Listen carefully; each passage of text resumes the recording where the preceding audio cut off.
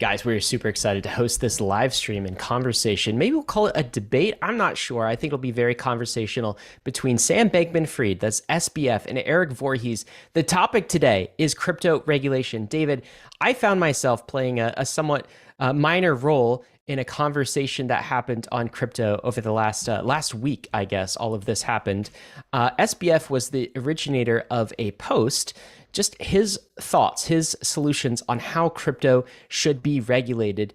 And the crypto community had a great deal of response to this post. I think leading one corner of the internet was Erik Voorhees in kind of giving an ethos-backed crypto OG type take to what Sam Bankman-Fried has said. And I know, David, that the best place to have a long-form discourse about this is not on Twitter, not in the character limitations, but in a podcast form. So that is what we are in for today. We're having this conversation about Sam's thoughts on crypto regulation, particularly areas like DeFi, versus contrasting with Erik Voorhees' thoughts, and we might find that we land somewhere in the middle. Any other thoughts going to this episode? I think the two guests here, Sam and Erik, are great two ends of different spectrums, I think, to bring to the table here. Sam, of course, is the founder CEO of this gargantuan exchange, FTX, which has rose out of 2021 and into 2022, and is really just a huge just innovator and leader in this space. And also Erik Voorhees, this crypto also builder, been around since the get-go, this kind of crypto philosopher builder person who also has very strong principles around how crypto should be approached and regulated, both internally as an industry, as a community, but also from external regulation as well. So two different perspectives, I think, going to come to the table, and we're going to find what do we want as a community, as an industry? How do we want to approach regulation? How much do we want to go out and seek regulation versus how much do we want to do some self-regulation? And so I think these are the various perspectives that we're going to bring to the table here today. That's exactly the conversation I was hoping for. You guys are in for a treat. We'll be right back with Sam Bankman-Fried and Erik Voorhees. But before we do, we want to thank the sponsors that made this episode possible. ARBITRUM 1 is pioneering the world of secure Ethereum scalability and is continuing to accelerate the Web3 landscape. Hundreds of projects have already deployed on ARBITRUM 1, producing flourishing DeFi and NFT ecosystems. With the recent addition of ARBITRUM Nova, gaming and social dApps like Reddit are also now calling ARBITRUM home. Both ARBITRUM 1 and Nova leverage the security and decentralization of Ethereum and provide a builder experience that's intuitive, familiar, and fully EVM compatible. On Arbitrum, both builders and users will experience faster transaction speeds with significantly lower gas fees. With Arbitrum's recent migration to Arbitrum Nitro, it's also now 10 times faster than before. Visit arbitrum.io, where you can join the community, dive into the developer docs, bridge your assets, and start building your first dApp. With Arbitrum, experience Web3 development the way it was meant to be: secure, fast, cheap, and friction-free. The Brave Wallet is your secure multi-chain on-ramp into Web3, and it's built directly into the Brave privacy browser. Gone are the days of managing multiple wallet extensions that put you at risk of phishing, spoofs, and tracking. With the Brave Wallet, you can securely manage your crypto assets across more than 100 different chains, including Ethereum, Layer 2s, Solana, and more, all without downloading risky extensions. The Brave Wallet is easy to set up and removes the headache of jumping between wallets and extensions. It's lightweight, but packed with great features, like built-in token swaps, buying and holding NFTs with a gallery view, and support for hardware wallets. But also much more than that, because Brave is shipping new features every single month, with a mission to make Web3 easier to navigate for its over 55 million users. Wallet extensions are a thing of the past, so get started with Brave's Web3-ready browser today and experience a decentralized web seamlessly without all the clutter. You can download the browser at brave.com/bankless and click the wallet icon to get started.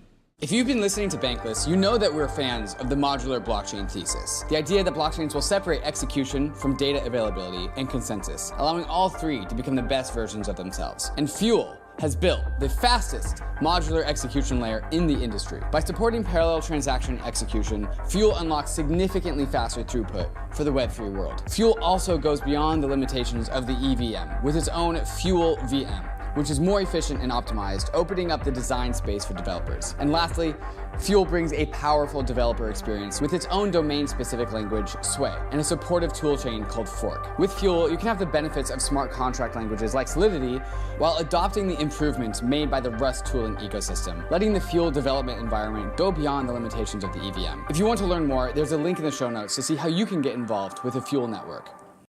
Bankless Nation, we are super excited to introduce you to our next guest. Both of them have been on the Bankless podcast before. I want to introduce you to SBF. He is the founder and CEO of FTX. Of course, this is a behemoth crypto financial institution and exchange, rose to prominence in the last bull market, but has been here for a while. And he has thoughts on crypto regulation that we're going to discuss today. SBF, Sam, welcome to Bankless. How you doing? Doing well. How are you? I'm doing fantastic. I've been waiting all week for this conversation. I brought my glasses to the conversation. I hope you'll forgive me for the elitist vibes I'm dropping. I'm gonna wait to see what Erik says, and then I'll figure out my views on glasses. I'm gonna make sure to balance it out a little bit. We're gonna need some context That's here. fair. That's fair. Also, Erik Voorhees, of course, you've heard him on the Bankless podcast before. He's a crypto OG. He's what I'd call a crypto libertarian philosopher. He's a builder and a thinker. He's built an exchange himself as well via Shapeshift and brings a ton of perspective to this conversation. The reason we're having both of you on is because SBF wrote a fantastic open starter to the conversation, what he thinks crypto regulation should look like. And Erik, you had a fantastic response. Erik, thank you for coming on Bankless. How you doing? Glad to be here. Don't mind the glasses, but what I really hate about you is that bookshelf in the background. Why do you hate the bookshelf? Do you not like books? Is this part of the Neanderthal coming out, Erik? No, it just reeks of elitism. Okay, gotcha. Can we pause for a moment since we've yeeted our way into these references for the people that aren't understanding these glasses and elitist references? What's going on? Oh, you want me to do this? Okay. I don't want to talk about it anymore. Okay, so a YouTuber was going off against Ryan, the YouTuber's BitBoy, and Ryan called him out and saying BitBoy doesn't represent us, which triggered BitBoy, and BitBoy made a very large rant about Ryan and his glasses and his overall elitist vibes. And so that was the joke leading into the intro of this show. It's kind of funny. I actually think everyone watching has probably already seen that video, and many on the internet have. Yeah. No, I got relatives like texting, like, "Who is this guy? Really? What this dude with Alex Jones vibes? What is he talking about?" And I'm like, just another week in crypto. That's how it goes. Moving on. Hopefully, we never have to invoke BitBoy yet again on this live stream. But now that that's past us.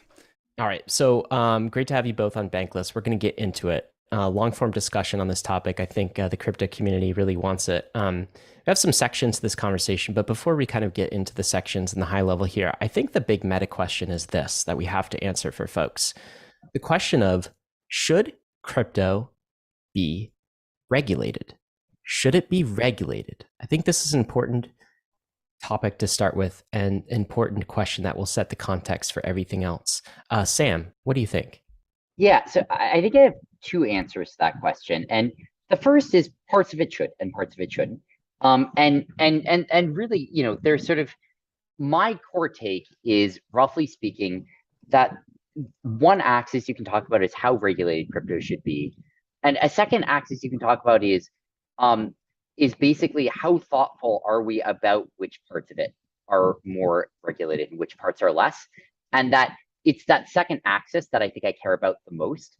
And maybe to drill into that a little bit more, if you're looking at a stable coin, right, and you're thinking, should it be regulated? I kind of think, well, it's important that there's like oversight of these holdings. If it's a one-to-one USD backed stable coin, or so it claims, there should be something proving that it is one-to-one backed.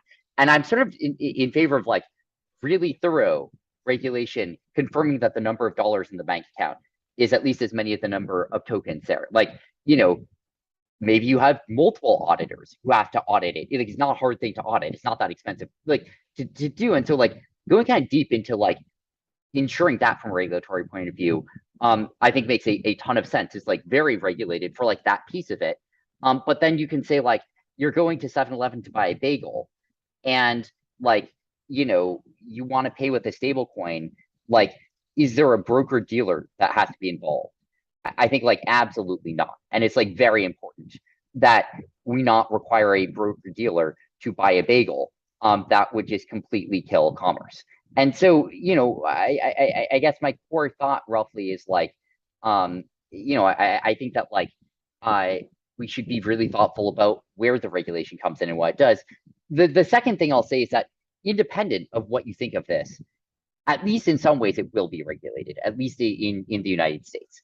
And And so it's not a question, I think, like, practically, of whether there will be any regulation at all. There will be. It's a question of what should that look like, and which parts should and shouldn't have which types of regulation. So, Sam, your general position is that regulation's coming, no matter what. We should get ahead of it. And if we get ahead of it, we can kind of define and steer it in ways that are where the ball's in our court, where we have more say. If we kind of get ahead of it, and we can kind of like focus that regulation into areas that are easy wins, easy things that we are willing to compromise as an industry, perhaps like on crypto dollars and the level of degree of audits in the bank.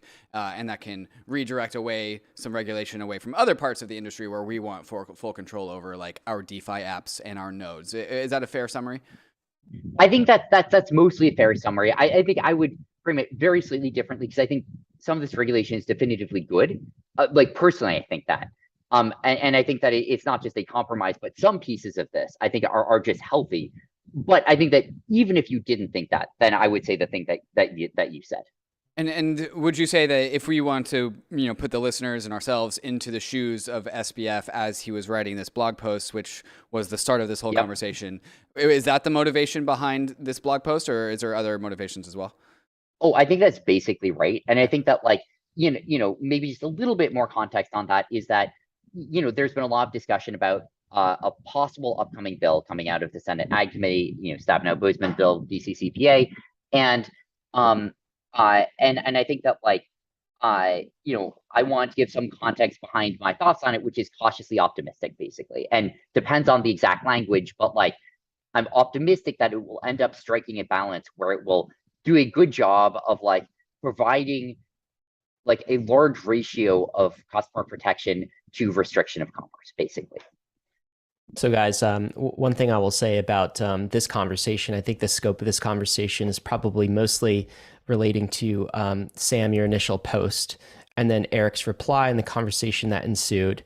I would like to talk about this new piece of legislation a little bit towards the end, the DCCPA, but it's important for listeners to know we don't actually have a finalized draft version of this in the public.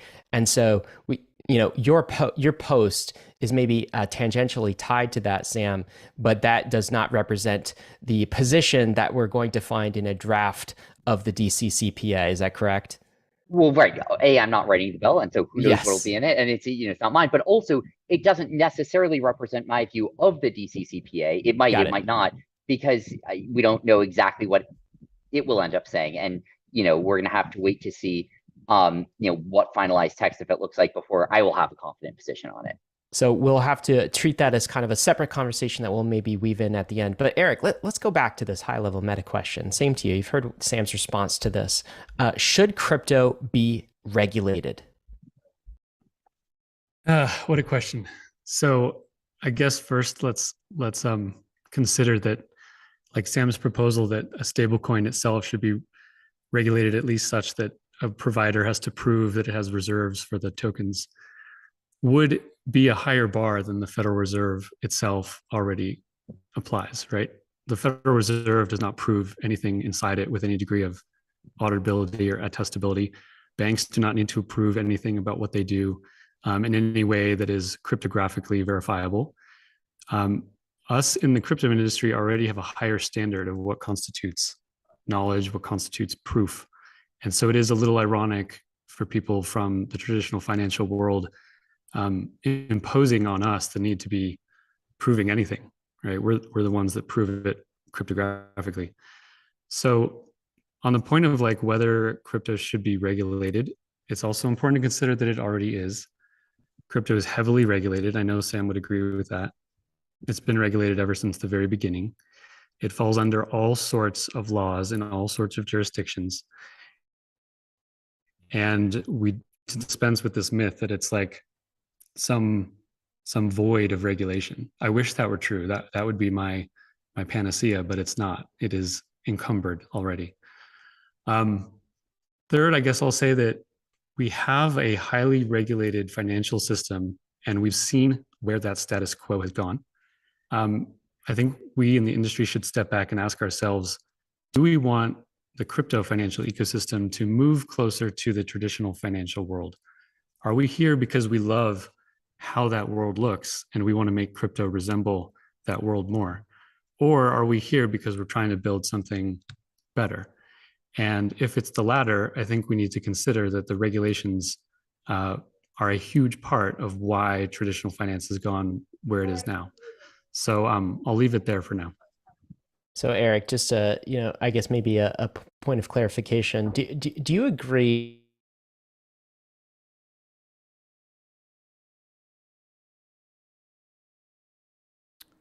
What's up, guys? Might be frozen. Recording in progress. Diktat. And then there is us in the middle who are the people that use these systems, which do respond to these things. And we can all make decisions on to what degree we want to, bring the clause of regulation onto the crypto world or not. But I think first and foremost, we need to be remembering the principles of why this stuff exists in the first place. How about this concept I want to run by you? If to the extent what you're saying is true, is like, cryptographically verified and does not require trust, maybe people could accept, regulators themselves could accept that there's less degree of regulation necessary because we have cryptographic guarantees. But to the extent that we have a centralizing actor in the middle, so take the example Sam was mentioning earlier, where we have a stable coin, and that stable coin is not cryptographically verifying that the amount of assets that back that stable coin is inside of a bank account. You actually have to do like atomic meat space level audits in order to get that. Where there is centralization, there should be regulation. Where there's decentralization, there is less need for regulation. Is that an axis that this conversation turns on for you as well? Yeah, I think that's a fair perspective. If you want to argue for regulation, I think it's more reasonable that the regulation should apply on people and centralized intermediaries which do not execute programmatically.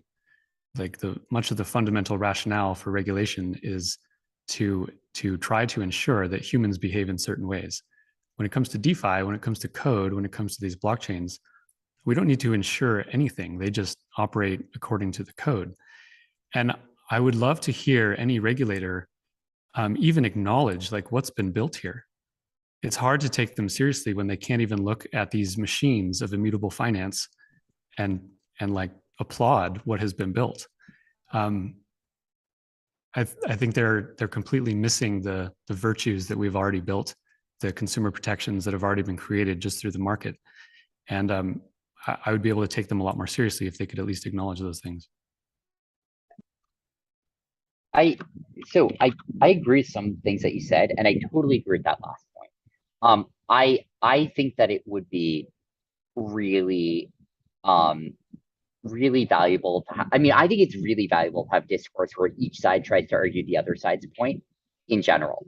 I think like if you can't successfully or at least plausibly argue for the other side, then you don't understand the other side's arguments, and there's a worry that you're discounting them. And so I would love to see a lot of crypto libertarians argue for regulation against regulators who are arguing for the value of decentralized finance. I think that'd be like really fascinating to watch and a cool exercise.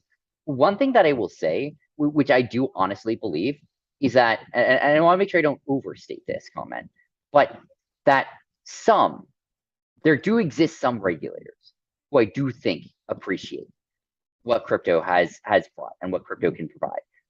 I don't want to overstate that. I don't want to claim that there are a very large number of them. I don't want to claim that this is like most, but there are some. I've had, and frankly, I think this is like, I don't know. I think some of them maybe could talk more publicly about this as well. I've had conversations with regulators where they talk about what they're excited about crypto bringing to the world.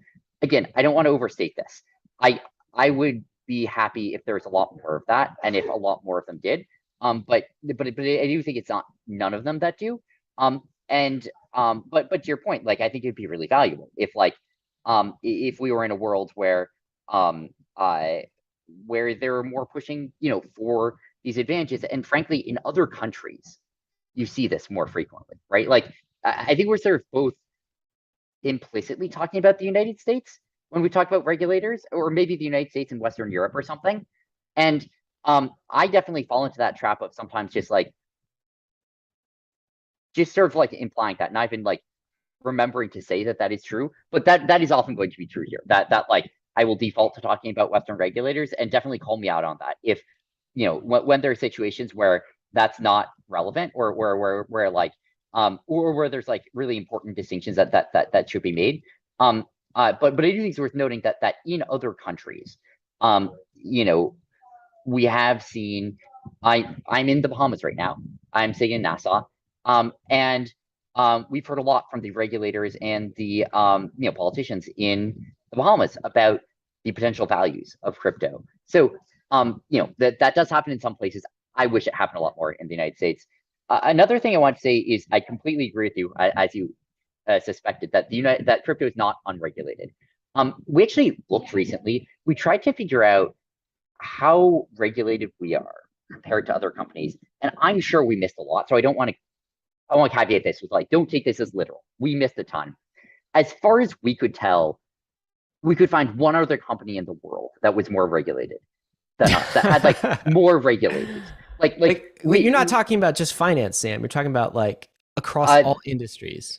Well, yeah, although like I'm sure we missed non-financial ones, because I'm sure implicitly we did a good job of thinking of the financial ones and a really bad job. Like healthcare, I'm gonna be honest, I like don't know that much about international healthcare regulation. So we just missed a lot of this. I think treat this as mostly finance specific, but not crypto specific. Like, we looked at like I don't know, we're regulated. It's not just that we're regulated by like 50 state regulators and also like 5 federal regulators in the United States. We're also regulated by like 200 countries, and each basically independently. So it's definitely not an unregulated industry. It's maybe an industry where the regulation has a really high ratio of like sort of inhibiting commerce to protecting customers relative to other industries. Like I think just because it hasn't gotten to a thoughtful point. And I agree, this is just a dumb narrative that we hear sometimes, and it's just wrong, and it's frustrating to hear. And a sort of similar one, I don't know, we sometimes hear narratives around like, what like the easy regulators, they're just wrong. I don't know, like it's CFTC is like one of the most thorough regulators I've ever seen, and like you can look at the enforcement actions they bring, you can look at like the diligence done on applications. It's sort of like an outlier in the strong direction.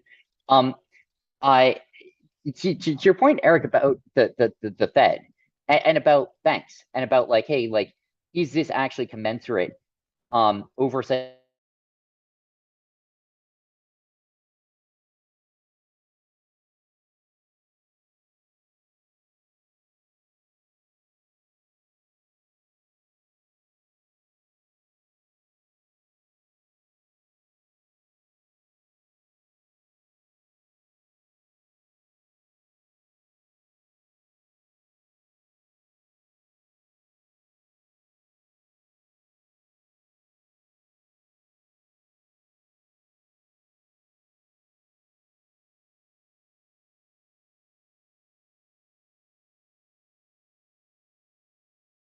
Recording in progress. And I think that like, bringing some of that to other industries, like I'd kind of be in favor of that. I do think that like they are though heavily regulated in some ways, although there isn't necessarily public transparency around that. So can I jump in for a second? Yeah, totally. So that last point you made is important. The traditional financial world is heavily regulated, as everyone knows. And how transparent do we feel they are? Right? Do we feel that the banking system is a bastion of transparency? No. No one would ever say that with a straight face. And from time to time, that has actually caused like horrible financial calamities.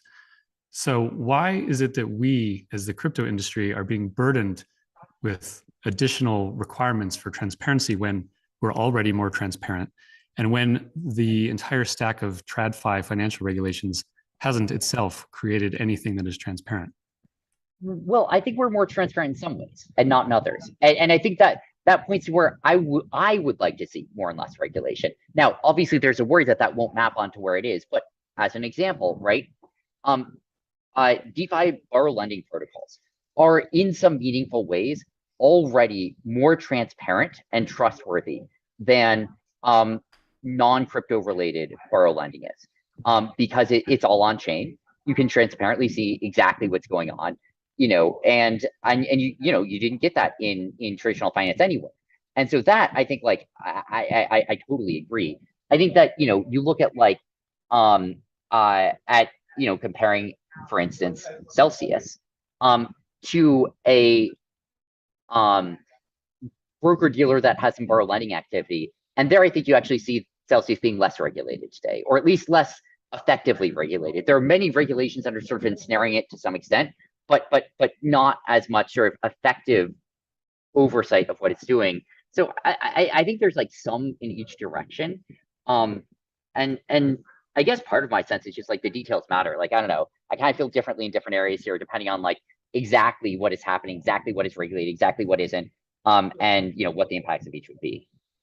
Eric, I've got a comment for you. I'd like to get your brain to spin some wheels on, which is I totally, as, like, a crypto believer, understand the value of regulation by the EVM. The EVM is what regulates us. That's the point. That's why we're here. That's the cool thing about that. I'll take Sam's point that regulators don't get that, and getting them to understand that is going to be an uphill battle that's going to feel like pushing a boulder uphill over and over and over again. And then there's this other line that I've heard before that is, like, a common trope that, like, in the world of politics, if you're not at the table, you're on the menu. And so, yes, philosophically, 100% agree. Like, the EVM is what regulates us. Smart contracts are cool. That's why we're all here. But I think Sam's point is that, like, regulators aren't just going to care, and they're just going to eat us alive if we don't show up. What would you say to this response? Yeah, I don't think there's anything wrong with showing up. I think it's good that people in the industry are engaging at different levels with various government regulators.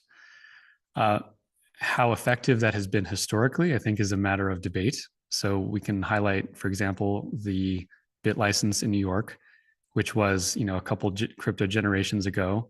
That was the fight that everyone was having. And these same arguments of, to what degree should we engage with the regulators, were coming up.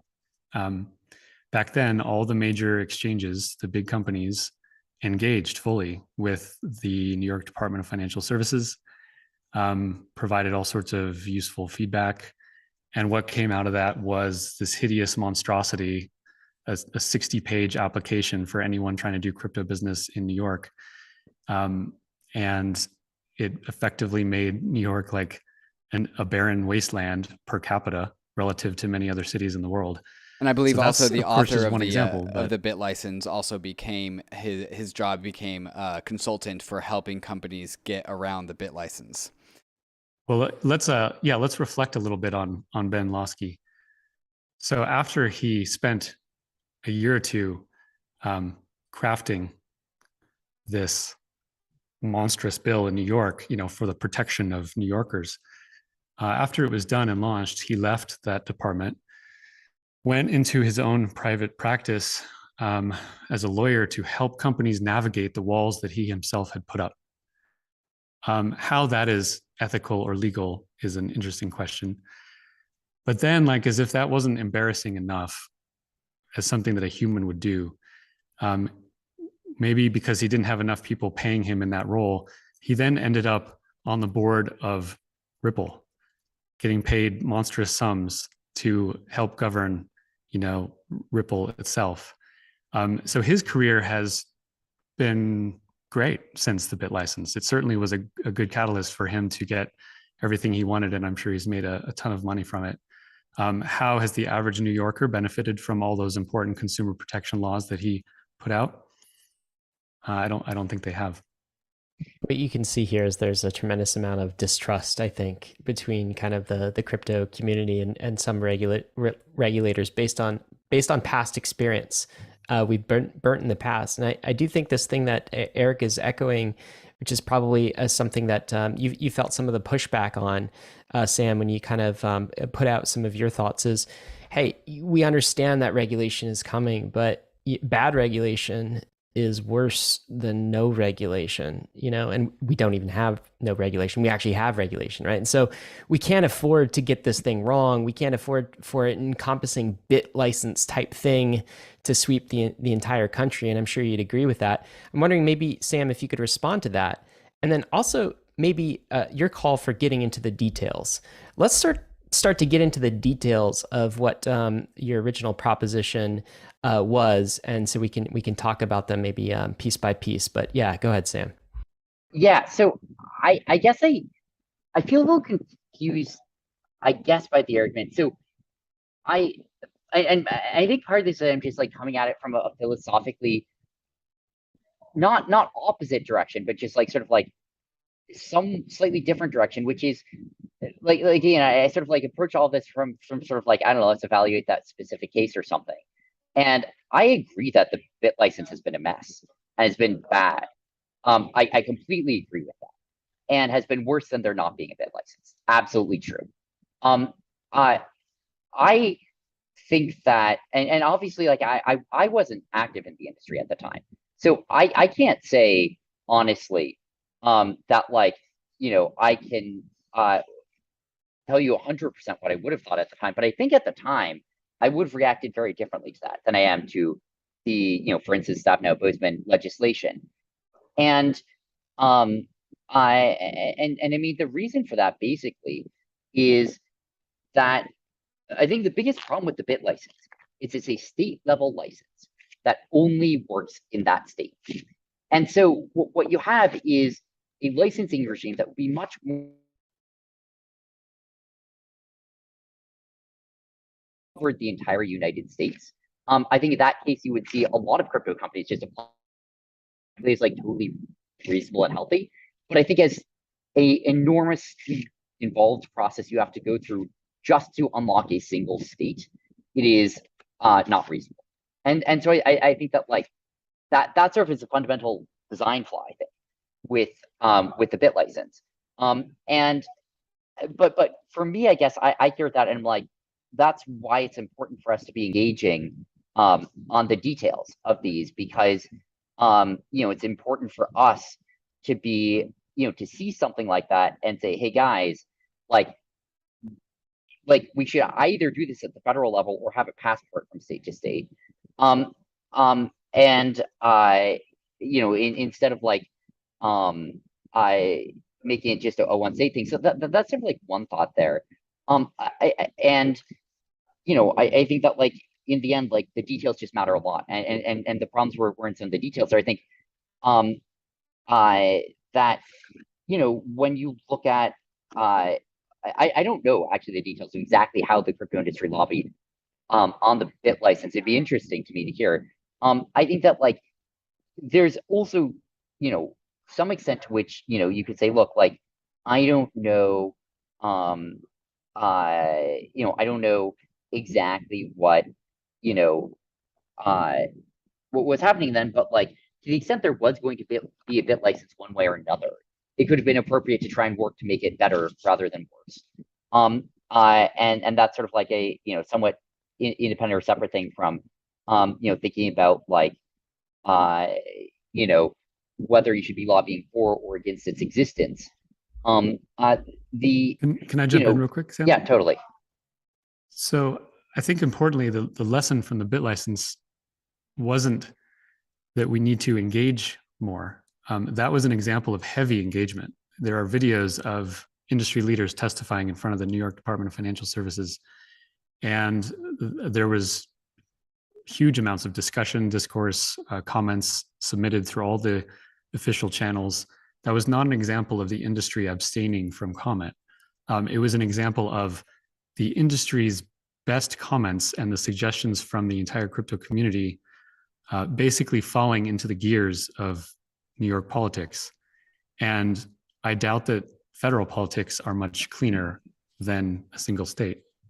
So I hear you. I'm going to be honest, I'm more optimistic about this time than I would have been about that time. Mostly because I think, frankly, the industry's lobbying was not very sophisticated.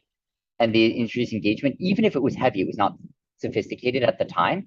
And so it actually, frankly, wouldn't shock me if it was the case that, like, you know, we were going to be able to do it much better this time. And I will say that, like, I strongly suspect that, you know, some feedback the industry has already had significant impact on what I expect this bill to look like. Like, I think it just straightforwardly is having impact this time. I don't know the details of that time. I agree that on priors, it doesn't seem like federal would be easier than state. I can think maybe it's just like it's being done in a more sophisticated and sort of like encouraging. But I don't know details at that time. Yeah, I'm sure that's true. Like it's definitely more sophisticated now, but the consequences are also much bigger now. This is a federal matter, and it will govern and influence how policy is set around the entire world, whereas New York never would. Oh, I totally hear you. Although it's not clear the lobbying was bad last time. Like it may have been ineffective. But it's not like, sorry, I don't know the details of it, but are you saying the industry is lobbying in favor of the bit license happening, or that they're lobbying to have edits put into it? They were lobbying to influence how it was written and what good or bad things would be included in it. Yep. And so the other thing I would say though, and this is I think really the core thing that I think, is that like when you look at like DCCPA, like again, we don't know the details of what it will say, but there is going to be oversight of centralized exchanges. Like that's going to happen one way or another. So at least that piece of it, and I totally hear that like it's that there are other parts of it that you may be objecting to. But at least that piece of it, like that's going to happen one way or another, and it's a matter of how it happens. Whereas having a separate New York state framework for crypto that is separate from all the other states and the federal government was not an inevitability. And I think that like that's a pretty big asymmetry in these situations. And so like, you know, killing DCCPA doesn't mean that like centralized exchanges with spot commodity markets will forever be unregulated. Like that's not going to happen. And again, all this stuff is already regulated, right? We have we have to acknowledge that. Let's do this. Let's get into the details and why there was this this kerfuffle. Because so you know, Sam is talking about, you know, kind of getting into the details, and he does think that there is a chance for the DCCPA to actually pass, and you know, some version of some of the thoughts from the crypto industry to be embedded, certainly on centralized exchanges. Now, Erik, I'm going to throw it to you. Okay, so Sam, I put forward a proposal called, and I'll share my screen here, Possible Digital Asset Industry Standards. And this is not the DCCPA. Let's be clear on that. These are Sam's personal thoughts. I think this is written by Sam Bankman-Fried, but neither FTX. It has all of those qualifiers, all right, disclaimers. But he goes through and he talks about hacks and accountability. He goes through and he talks about asset listing, token equities. He talks about consumer protections, sanctions, allow lists and block lists, DeFi as well. As I went through this and I read this, I was like, oh, this is what regulators really want to hear about, right? Like these are the subjects that they're most concerned with. And Erik, you took issue with some of the positions that SBF had in his original article, and you wrote a very thoughtful response, which I think was definitely the best response I read, and much better than kind of a 2-minute rant on crypto YouTube. Won't name any names here, but what were some of the issues that you had with some of SBF's suggestions? Because again, if there is a shot at getting some regulation in, we sure as hell want to get it right, don't we? And it seemed like you were very concerned that this is not the right path to go down. What most concerned you in Sam's post? So yeah, again, importantly, we don't know the text of this DCCPA bill yet. So we're all kind of talking about it blindly in that regard. I'd say there are mainly two big issues that I had with the post. And I want to give Sam credit for how open he's been to feedback and how engaged he's been subsequent to that post. I appreciate that very much. The first one was when Sam said that everyone and thus they must follow OFAC. But to use that word respect, I think was a little bit revealing. And I wanted to counter that because OFAC should not be respected. And it perhaps bears discussion on why. So OFAC stands for the Office of Foreign Assets Control. It's part of the Department of the Treasury, and they maintain sanctions lists. And any people, companies, organizations, and entire countries are on this list. It is illegal under current law for any American person or any American business to do business with anyone on these sanctions lists. So why is it unethical? Well, it includes entire countries. So in my post, I talked about Iran. It is illegal for any American to do business with an Iranian. This is patently unethical and is the kind of thing which we in the industry should be highlighting as emblematic of the status quo financial system and something that we vehemently oppose. It is not okay that an American cannot send money to a brave Iranian woman who is standing up for her freedom in that country just because she was born in that country. We should be reflecting on this as a people, and like, what kind of financial system do we want to be designing in the future? I don't think we want to be designing one where 80 million innocent people are excluded from the financial system. So yes, as Americans, do we have to follow OFAC as law? Yes. Should we respect it? Absolutely not. And my request here is for someone as preeminent as Sam to make that distinction and say, even if it must be followed right now, it is not an ethical body of law. The reason this is important is because the moral premises under which these regulations get imposed on us are important. They're always cast down as if we have these morally prescient individuals in the government that know what's right and wrong, and they keep us, the Wild West crypto industry, from acting badly. That needs to be challenged. We are building actually more virtuous financial systems than what exists today, and OFAC was a good example of that. So I'll pause there for a second.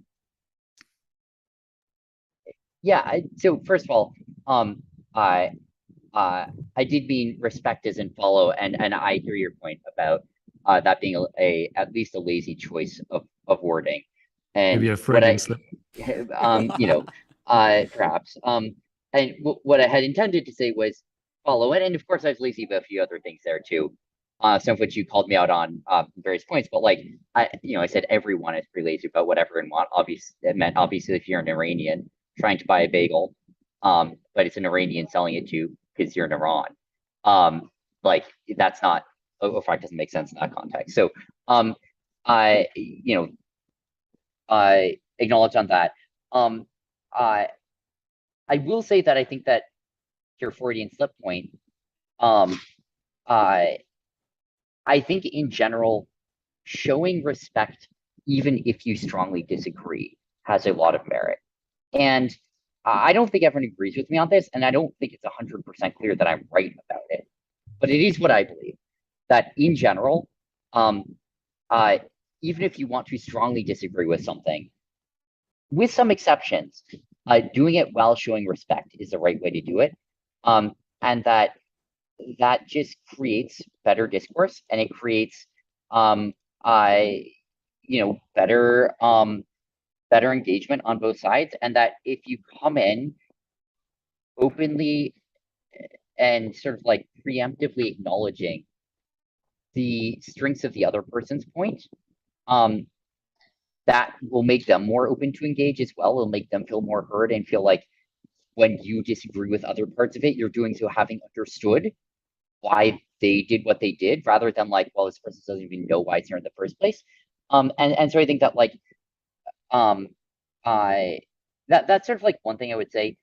On OFAC, like, first of all, I have a lot of sympathy for the concern about just disenfranchising and deplatforming innocent civilians. That sucks. Like, it sucks. It's not fair to them. They didn't choose that. They haven't been accused of it, or even suspected of any wrongdoing. And that whether or not the policy is right, that sucks. And I also think I would be like excited to see bilateral engagement around what are ways that we can sort of minimize the amount of collateral damage dealt while making sure to sanction terrorist activity. And I'm gonna be honest, I haven't done a deep enough dive in some cases here to feel confident that I know the right answer from a policy perspective in terms of what the right trade-offs are here. And I totally respect that. Like, I at least have a lot of sympathy, if nothing else, for your perspective on OFAC. I think that like it's I think the Iran case is the one where there are the most innocent people who get caught up in it by far.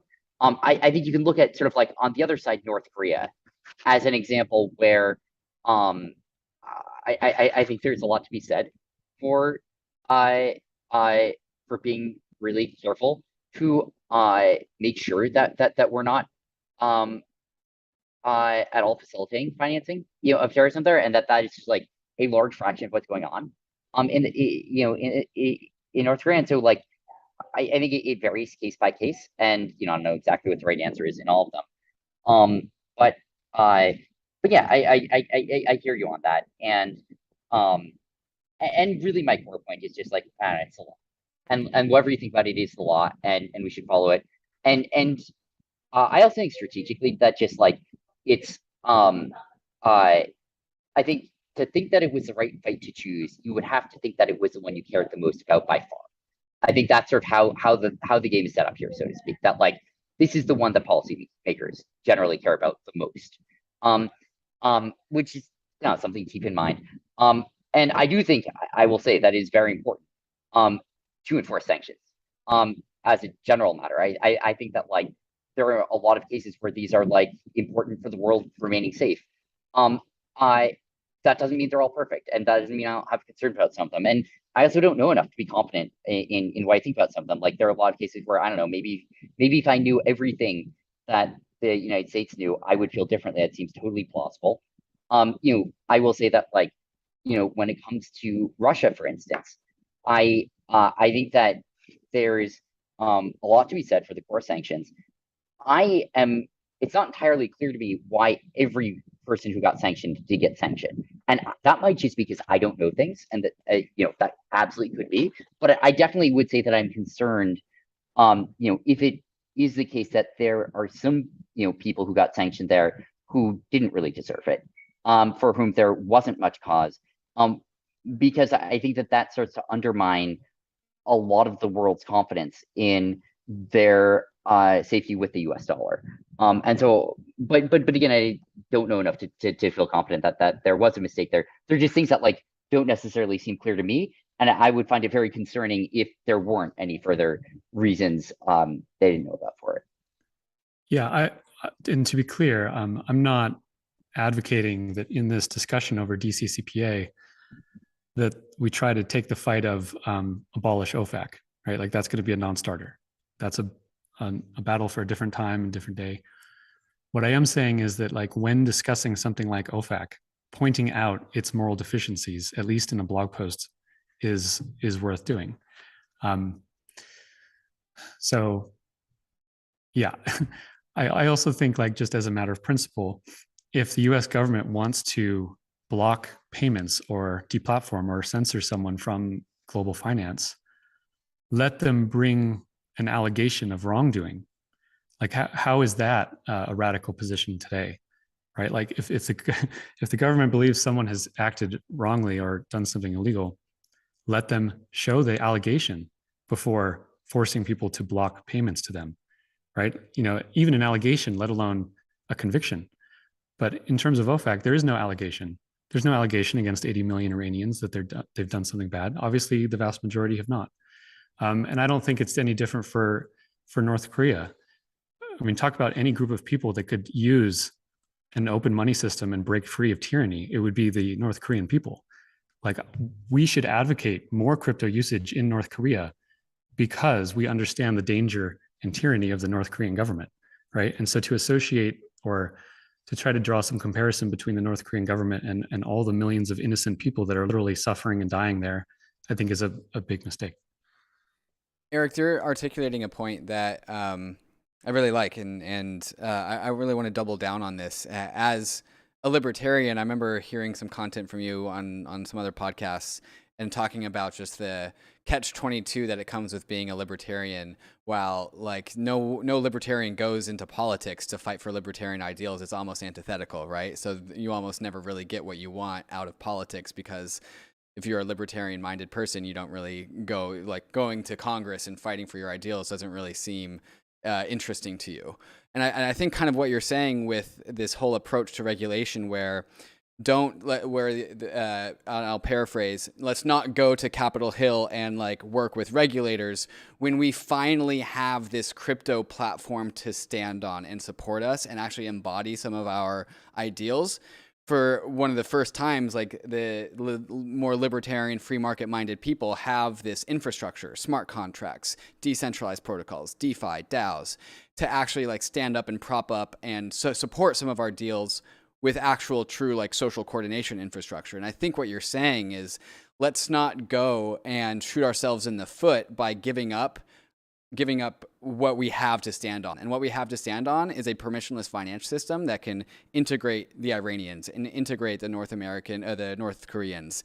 And I think what you're saying is like, let's not give that up, and let's make the regulators come take that from us with court battles and fights, rather than going to them and, you know, doing some deals and handshakes where we actually end up throwing the baby out with the bathwater. Is this a fair articulation? Not quite. Again, I'm not, my ask of Sam and my plea here is not that we don't engage. I think there's nothing wrong with what Sam's doing in terms of engaging with the government, and I support various people and groups that do this. I'm sympathetic to those who have the view that any engagement is bad. Like, I'm sympathetic to that, but I think the Hydra approach of everything from the most radical crypto anarchy to people in suits going to meet with those in Mordor, or I mean in DC, that they would all be effective in some ways, right? So that, yeah, I want to be super clear that that's not my ask here. What my ask is that people like Sam who are engaging be very careful about what they ask for and where they draw the lines, and those specifics are critical. And I think Sam agrees with that point. So Erik, what other specifics did you take issue with in Sam's original post? I mean, there's a lot of places we could take this. We could talk about DeFi. We could talk about kind of code. I know there are some points that you do agree with, but let's focus on maybe the deltas here and the disagreements. Aside from the overarching kind of like concept of respect for OFAC, for instance, there were some other like practical things that Sam proposed. What would you point out? What are things that you don't agree with? Yeah, and I'll start this by also saying something that I did agree with and like. You know, Sam has had a very creative suggestion for how exchanges should handle hacks, and like trying to create a standard or a protocol for that. The specifics aren't super important, but that he was trying to do that, I think was great. And that being done as a set of industry standards is laudable. So well done there. Certainly the biggest area of contention, both with my own response to Sam's post and with the crypto community at large, is what Sam was saying about DeFi. And I'll try to characterize Sam's position correctly here. He was clear that at a protocol level, things need to remain open and immutable. So that's good. Where he made the big mistake is in suggesting that interfaces for decentralized protocols, such as the front-end website of something like Aave or Uniswap, should perhaps be regulated as a financial institution. That line cannot be crossed. That line should not be crossed. And if we spend the rest of this discussion on this point alone, I think that would be valuable. My main ask of Sam in these discussions is that however important it is to regulate centralized custodians or intermediaries correctly, that the current bill, the DCCPA, trying to do that and doing that well is understandable. If regulations in this same bill get attached to how decentralized products, i.e. non-financial intermediaries, are handled, that is going to be a big mistake. It's going to be done incorrectly, it's going to be done poorly, and it's going to harm America more than it harms the actual protocols themselves. So if I have if I can make any request, it's simply to not include any concept of decentralized finance into a bill which is centrally trying to govern well central controlling intermediaries. Sam, what would you say? And Eric, are we talking just about the protocol, or are we talking about the user interface? I know Sam had some propositions around that, the user interface that connects to DeFi applications. Is that sort of one and the same to you? Yeah, so Sam was clear that the protocols shouldn't be regulated, so that's good. But he was suggesting that interfaces to these protocols should be regulated similarly to how a centralized intermediary under the Bank Secrecy Act would be regulated. That is the big line that we need to say no on. So Sam, did I characterize that correctly? And what are your thoughts currently? I think that's basically characterized right. And I think one thing I did take a little bit of, and by the way, I'm not sure you're wrong, to be clear on this. Like I think it's a complicated question. I don't fucking know what the right answer is. I think that I think you did characterize, I think, basically right. And really appreciate that you sort of have put the thought into to make sure that you do that. I don't think everyone does that on either side.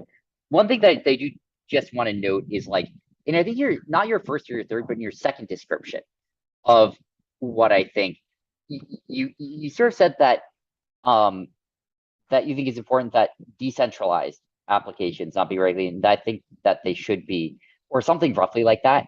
And I think that your first and third versions did clarify roughly correctly what I think, but I think the second version sort of blurred a little bit the lines between a decentralized protocol and well, at the very least, and for instance, a centrally hosted GUI.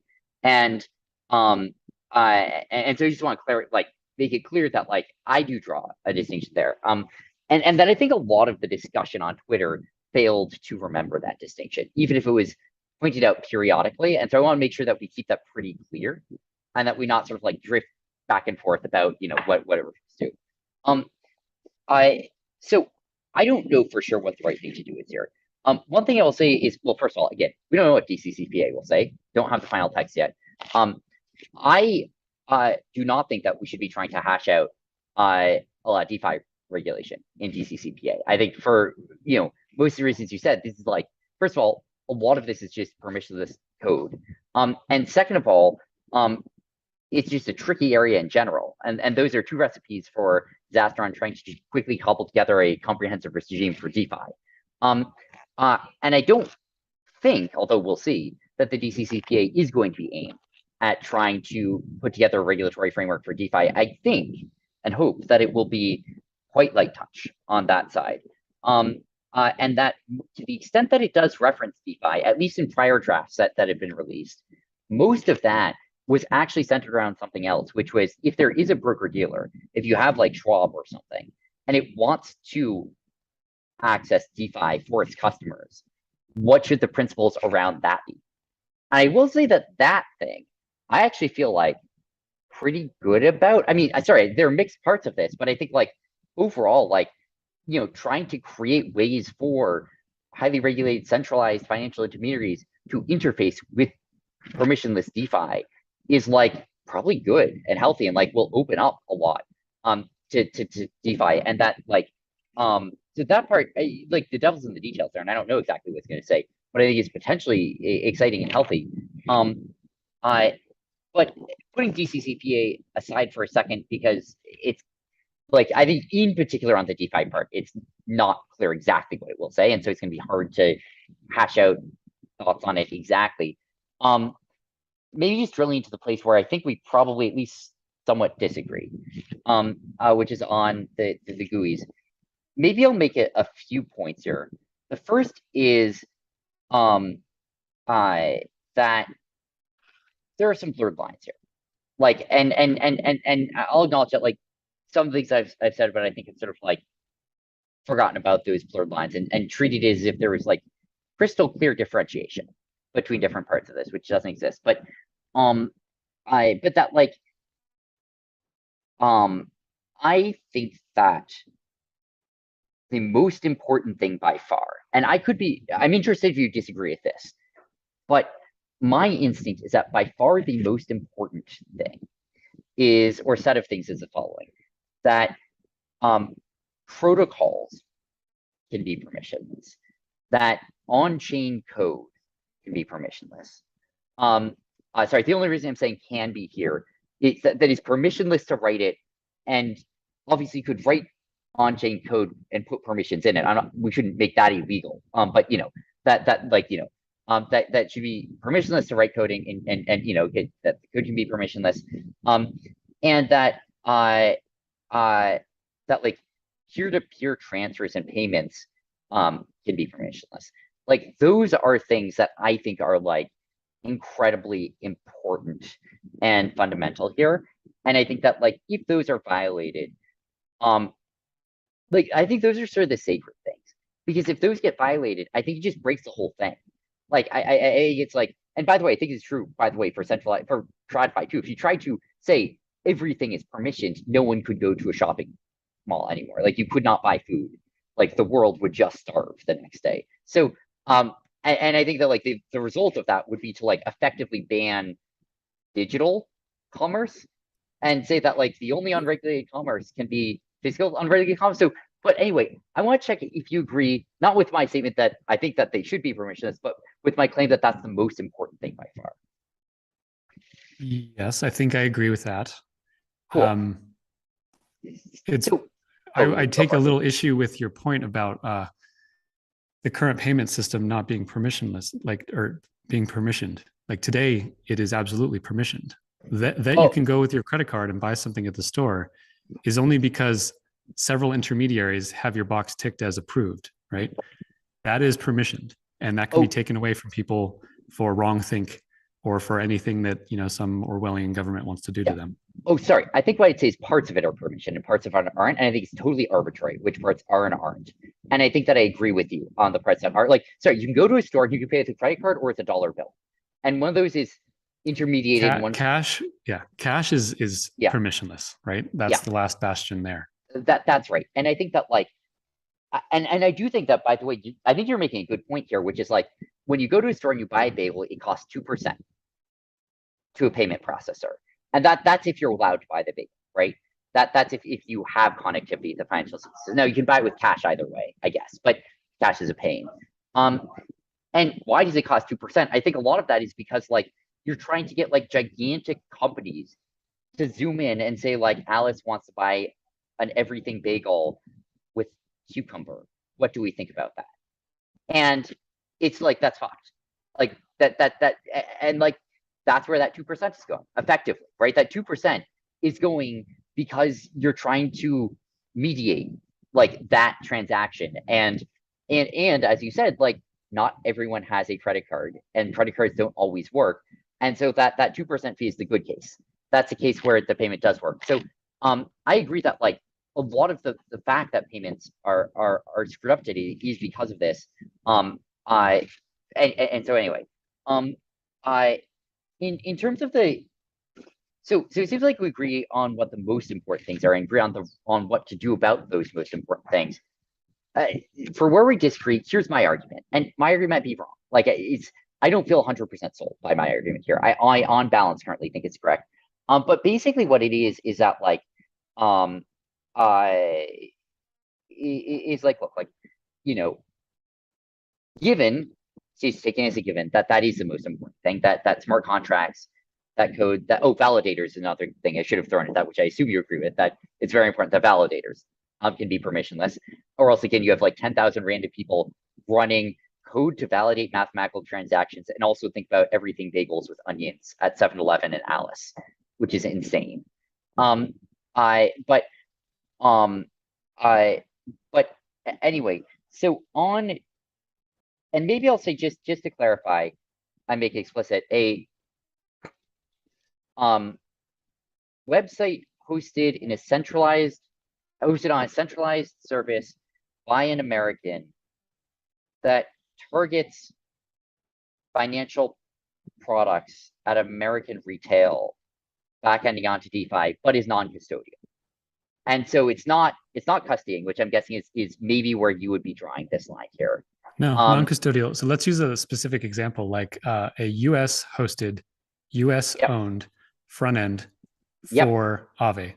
Yep, which is, to be clear, in this case, U.S. hosted, U.S. owned, and offered to Americans. And Sure. sorry, offered to Americans is a vague word, but like I sort of want to say, like, isn't IP blocking the U.S. or something like that? And like, I don't know, there's lots of interesting details here about that. But like, the question is, should an American need a license to Right. offer a front end for a back end DeFi protocol like Aave? Yeah, Your blog said Right. yes. And sorry, just want to clarify, and it offered to Americans. Correct. So, yeah, to Americans. Yeah. I want to sidestep for a second, so we can get back to it. The question of whether I think, if I were dictator, that should be required. And rather answer a question of what policy should we be proposing and arguing for? And my core thought here is the following, which is that I claim that the most important thing here, at the end of the day, the most important thing is that smart contracts, validators, payments remain open and free. And that the most important thing is that that gets protected at all costs. And that because of that, like, I am relatively willing to accept compromises if they preserve the things that I believe have the vast majority of the value for DeFi. And that plays a non-trivial part in my thinking here, which is that, first of all, like, if my best guess, my projection is, let's just expand out 10 years from now, and say, you know, what will empirically, in expected value terms, regulation look like for DeFi in the United States, for, with all these caveats, again, Americans offering to Americans, blah, blah, blah. If I had to guess, I would guess in expected value terms that it looks worse than it does in a world in which it's like validators, smart contracts, payments totally free, but in which the centralized American hosted targeting Americans of a GUI requires a broker-dealer license or something like that. Like, my projection is that that world is better than the expected value of what the world will be.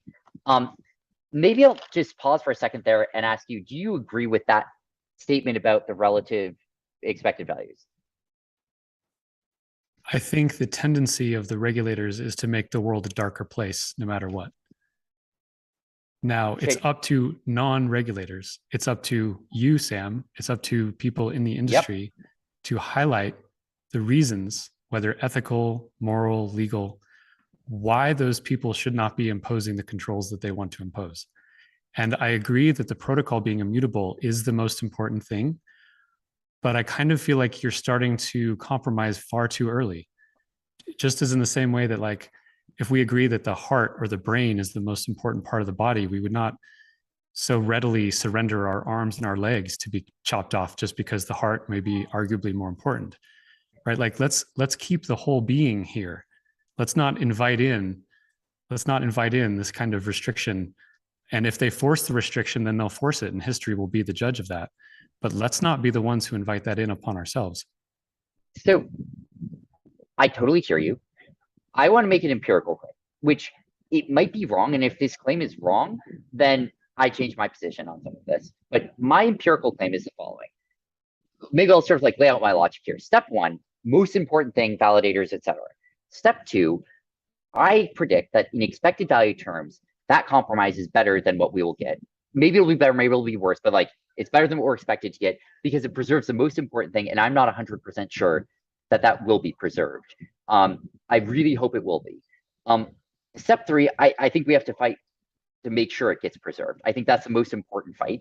And then step four, and I think this is an important and non-trivial stuff that I might be wrong about, but which is very relevant for my thinking on this, is my sense is that it is much more effective at getting what you want the most if you come to the table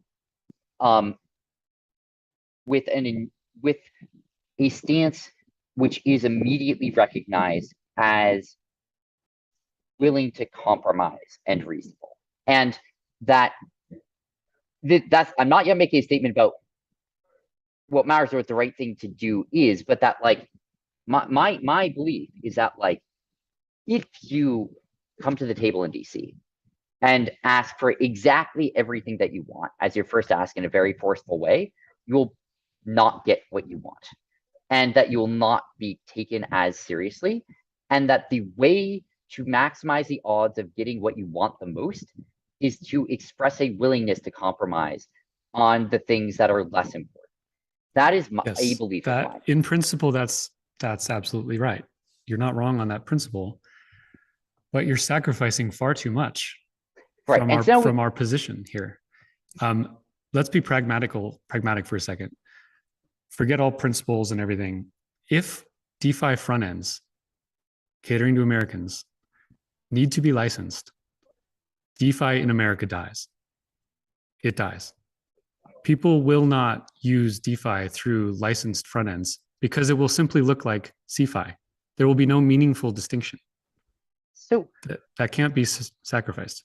Well, I think I disagree with that, but I more strongly disagree with at least one of the things you said, even if I don't know which one. Like, in other words, I don't know that you can simultaneously think what you just said and also think that by far the most important thing is that validators, etc., remain permissionless. Like, because what you're saying right now is you lose the whole thing if you give up permissionless front ends. And but then you also said that you get most of the value if you have like permissionless backends. And so I think I'm now confused about which of those you think. If you gate the way that people use DeFi, 99% of people use DeFi, which is through a GUI. If you gate that as a licensed financial institution, you have turned DeFi into TradFi. And so just to clarify then, like the sense I'm getting now is basically that you think that like the front end is just about as important as the back end. That like, you know, if you, for instance, had to like if you got like 70-30 odds on like which was permissioned and which was permissionless, you'd be kind of like, I'll just take whichever gives me the 70%. Like I kind of think it's about equally important. Like, is that kind of how you're thinking about this? I'm thinking of this from the perspective of actually wanting the entire world to be able to use an open, immutable financial system. And 99% of those people use GUIs. So if you gate the access to permissionless blockchains with GUIs that need financial regulation on them, we've failed. Like we end up with TradFi. I feel confused about whether you agree with my statement. Feel what am I missing? Sorry. I think I'm not trying to, I know what you think the best case is here. I know what you think the worst case is here. I guess what I'm trying to say is like, is an intermediate case closer to the worst case or the best case? Like if you have a case. This is the intermediate case. My best case is that governments leave free sovereign individuals alone to interact economically as they will, like the country was supposed to be founded on. But that is a radical notion that no one in Washington accepts anymore. Granted. Sure. So sorry. So if you take, of the following three cases, granted that there are many cases beyond these three, but of the following cases, case one, all of DeFi and things related to DeFi are unregulated. Case two, back-end unregulated, front-end, centralized front-end regulated. Case three, back-end regulated, centralized front-end regulated. Do you think case two is closer to case one or case three? I think it's closer to case three. Got it. So you think that basically, like, if anything here requires oversight, that that you've lost most of the value. I think we need to move the conversation up a level and acknowledge that the oversight in DeFi already exists, and it's done by immutable code that operates perfectly as written. It has oversight. Sorry, right? I agree. Oversight from a human-based financial regulator in the government. Why do we want to invite that? I'm not making an argument about whether I think it's good or bad. What I'm saying is, and maybe you dispute that we have to choose because maybe you think that like it is fairly likely that we end up in a world in which there is no human regulatory oversight of anything related to DeFi. And if you think that that's an interesting belief, which is not my belief, but which like would be very interesting to me if you thought it was true. There's already human oversight over these things. Fraud is already illegal. Theft is already illegal, right? It doesn't matter if I do it through a DeFi smart contract. If I steal from someone, that's regulated already. Sorry, right? Sorry, I hear you. Okay, I feel like we're being a bit pedantic here, but I will go with the flow and I will like add a lot of words to this sentence, but I think you know what I'm trying to ask. And I'd appreciate it if you ask the question you know I'm trying to ask. So is your belief that if any part of the flow by which many people currently access DeFi, in which you go to a American human hosted website aimed at Americans, hosted on AWS, paid for with a credit card, that then backends onto Aave in a non-custodial way, that if any part of that requires an explicit license from a government financial regulator, that already means we're close to the worst case in absolute value, and that like it's not worth that much to talk about which parts of it do and don't require a license, because if any of them do, it's already like sort of like you've already lost the basically the whole war. Is that roughly what you think? Yes. I think if that is the outcome, then none of us should be proud of anything that we've been doing to build this whole industry. The entire point of this is open, permissionless finance. And when we say that, it is not just a slogan, it is the entire point. And if you exclude 99% of people from open, permissionless finance, then all you've done is make a more complicated, more expensive TradFi system, right? So that's not acceptable to me, and I think to most of the people that care about why we're doing this in the first place.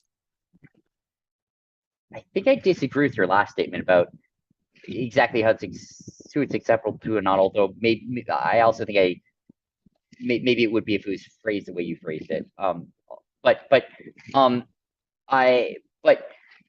Okay. I think I now understand your view here. And your view here. Tell me if this is right or wrong. But my understanding now of your view here, roughly speaking, is that, and I think I understand why my previous question didn't get at this, and sorry for that. I now think your view is, roughly speaking, that if anything in this process requires a financial license, then that means that the people, so to speak, won't be able to access it, as that means we've already lost. And that, yes, just as if we were having this discussion 25 years ago when the web was being created, and we were taking these same positions, and you were asking me if any part of the web stack that lets someone log onto a web browser and access something as powerful as the entire tome of human knowledge like Wikipedia, if any part of that required a license, would we have lost the battle? Yes. Yes, the web would not be the beautiful thing that it is today. The reason that it is so special, the reason that it is so innovative, the reason it's so dynamic is because people do not need permission to access the web, to read to it, to write to it. And it's amazing that that has lasted. And anyone who researches the history of the web knows that these very same battles and discussions and debates happened back in the 90s. It would be the height of irony if crypto entrepreneurs then gave up that very same argument 25 years later and allowed finance itself, which is no more dangerous than information, to become a permissioned system. Okay,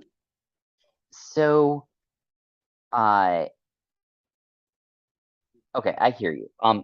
I hear your point here, and I have a lot of empathy for it. I think it's like, I think that there is a totally plausible argument to be made here, which you're making, that like any amount of if anywhere in this process we're requiring a license, then in practice, the worry is basically in practice, no one's gonna be able to access it. And that in like practice, it's no longer an open financial system. You've lost that. So if you're okay with losing that, if you're okay with having a closed permission financial system, then we see things very differently. so I guess I don't see things in binary. Like I guess what Neither do I would that felt like a very binary statement. It's a statement of a line. It's a statement that if we cross this line, we've lost permissionlessness, which is the entire point. But I don't think permissionlessness is binary. Like I think that there are shades of gray here, and that you're sort of sweeping that a little bit under the rug, and that like the real answer is that like I think there are costs to losing this line. But I also think that like that doesn't mean that you've lost everything. Like I think that like in particular, sorry, maybe to be more explicit here. I think that if you end up in a position where I like where like if you end up in a position where it's licensed to deploy a smart contract or to interact with a smart contract with code, that puts a gear in the works that is very difficult to overcome. Like I think then you just get like on-chain stuff just doesn't work. Like it's just like you can no longer. Yeah, so we agree on that statement. And so on that side, I think I feel maybe somewhat similarly to your sort of sense of like, you know, that sort of like it's very difficult to find ways to mess with that don't break the whole thing. I think I don't feel nearly as strongly about the thing I said. So I think that like if what you're saying is that an American hosted GUI aimed at American retail hosted in a centralized way on a centralized cloud server requires some sort of financial licensure, I don't think that basically breaks DeFi. Like, and I think there are a lot of reasons that I don't think it does. I think that like, I think that like, you know, thinking through like, okay, like what impact does that actually have? Like, well, you know, I guess like, I mean, I can make this very practical. If a company needs to be licensed and do KYC to operate its American front end for Aave, that company now has a compliance program. That company has registered in a certain jurisdiction. That company is now taking personally identifiable information from millions of users and storing it. There is nothing decentralized about that model. That is a centralized model that is endangering people with custodianship. That is TradFi. That is not DeFi. So I think, sorry, that model, meaning that company, but some other parts of this stack are still definitely decentralized. Not everyone's going to be accessing it through that protocol. So if nothing else, I think like, you know, it's, like other smart contracts aren't going to be accessing it through that portal, for instance. Like that's a big deal.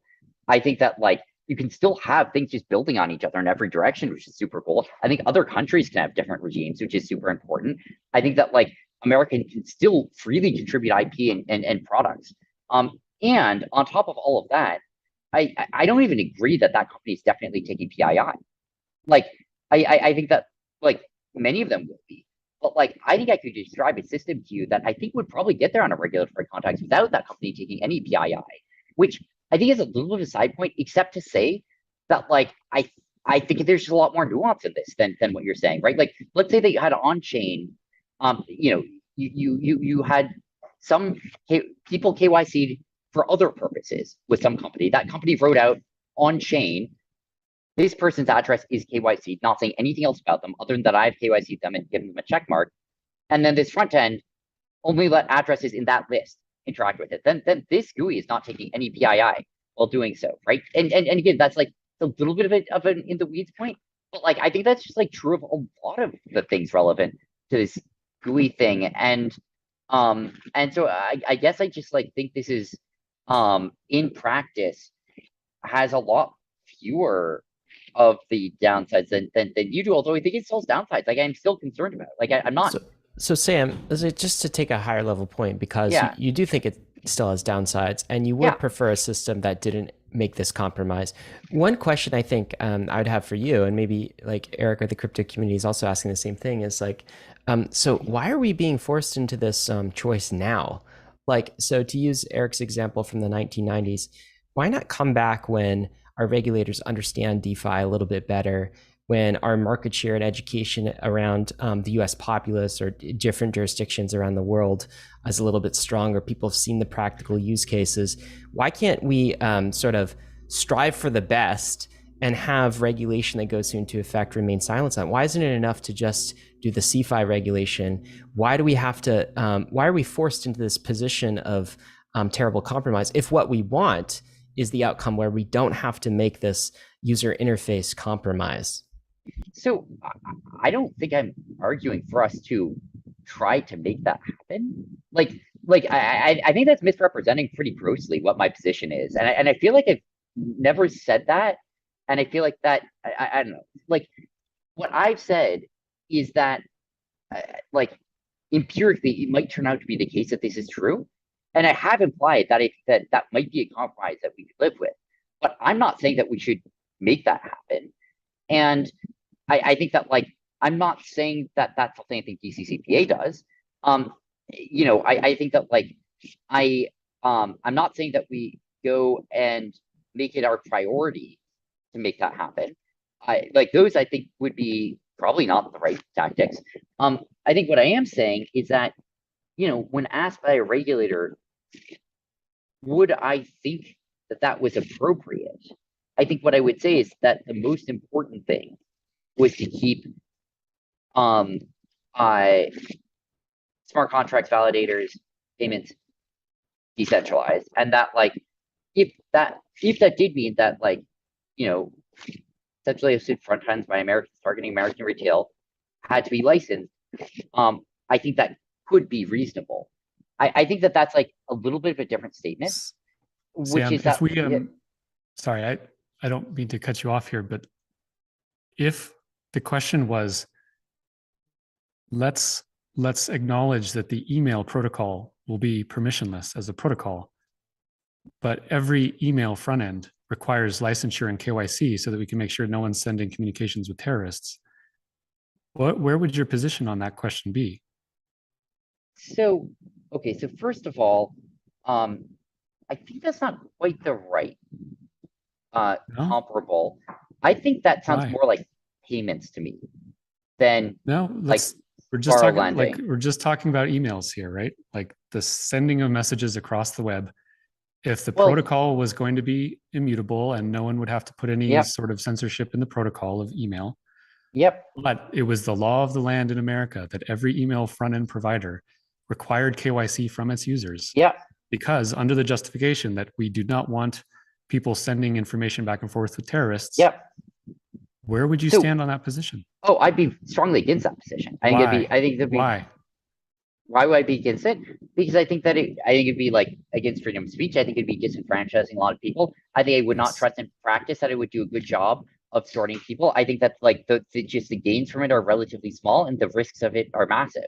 And I think it would also just introduce a ton of friction everywhere. So I agree with you on all of that. Okay. I think that, like, and sorry, this is why is money different? So I don't know how compelling you're going to find this. One thing I will say is that, like, I'm making a distinction here between, for instance, payments versus, like, derivatives contracts.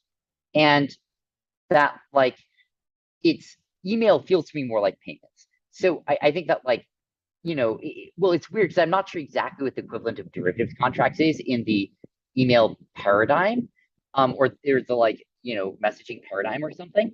But, like, you know, I think that, like, that is one of the reasons that I do think that I'd be very worried about a world in which we ended up with, like, you know, every payment ever being permissioned. I think that would be crazy and untenable.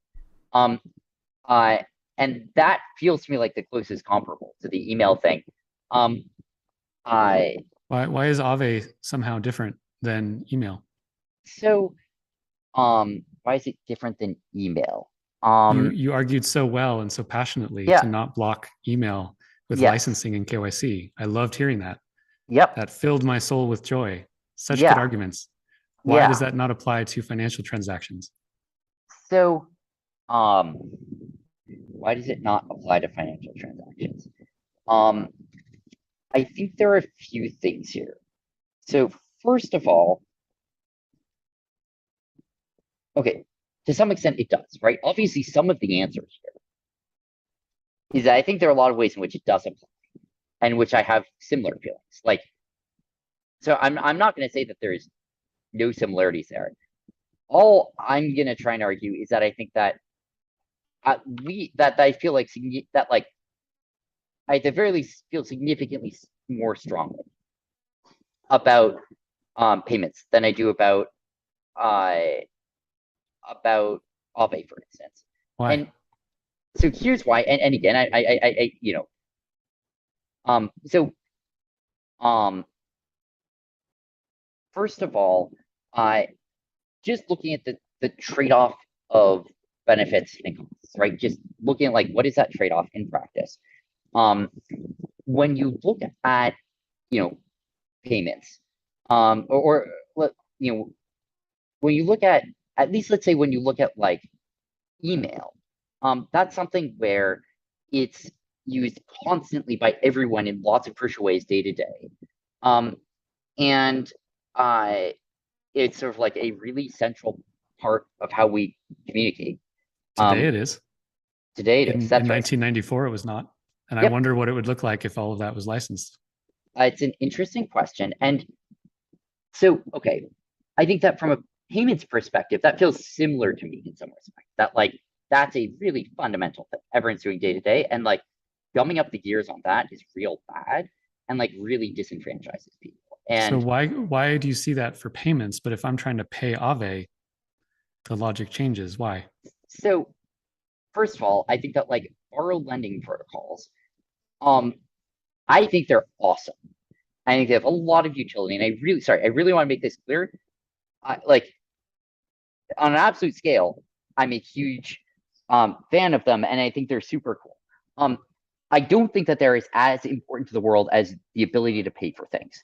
Like I think that just like on a relative scale, like you know, if I had to choose like which one of those is like more central to like important things going on in the world, is clearly payments. And I think it's by like an enormous factor. Like I think it's not like a factor of like 1.2 or something. I think it's more like, you know, like one of them grinds commerce to a halt. The other one is sad, is how I feel about it, roughly speaking. And so like, you know, I just like quantitatively think that like, yeah, that one of them is more important. Second thing, is that when you look at like, you know, what are the so in terms of like the costs, you know, of gumming up the gears on them, I think just like massively higher in one case than the other. Second of all, is that like especially when you look at more complex products, and I understand like there's a range of things here, and I understand that like one could be worried about lots of things being swept up into this, but especially when you look at more complex products, I think that first of all, to the extent that they're going to be used by many fewer people, the costs of, for instance, KYC in aggregate goes down, you know, and that like those people are using it much more each, means that again, the cost of a one-time friction cost goes down. Now, to be clear, I feel very differently about a one-time friction cost and an every time friction cost.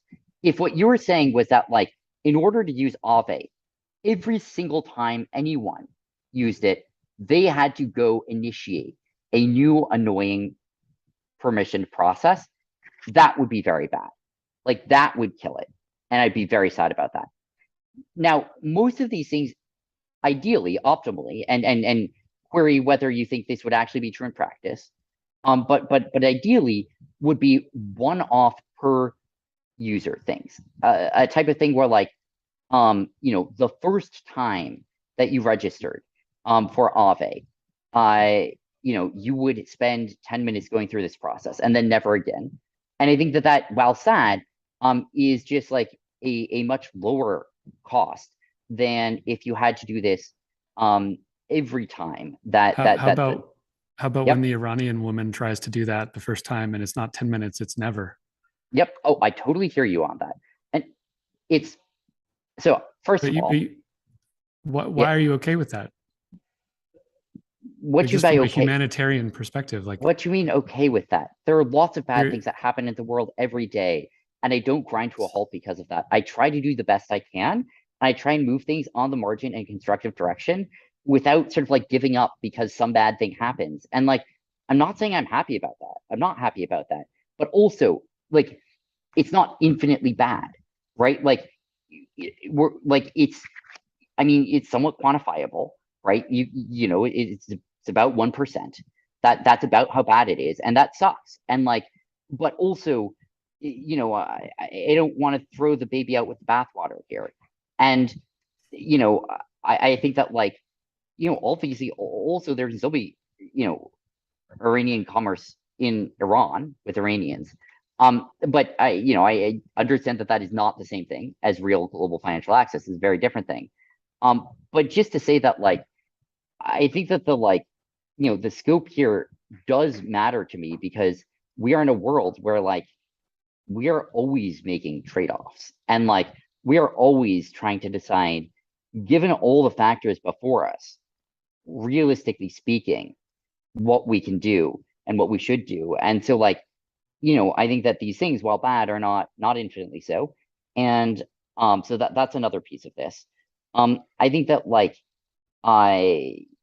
you know, when you look at like at sort of like the reasons to permission them, I think at the very least having like a knowledge-based test on complex financial products is not an insane thing to do, especially when you look at, you know, websites that are marketing and targeting these at retail users.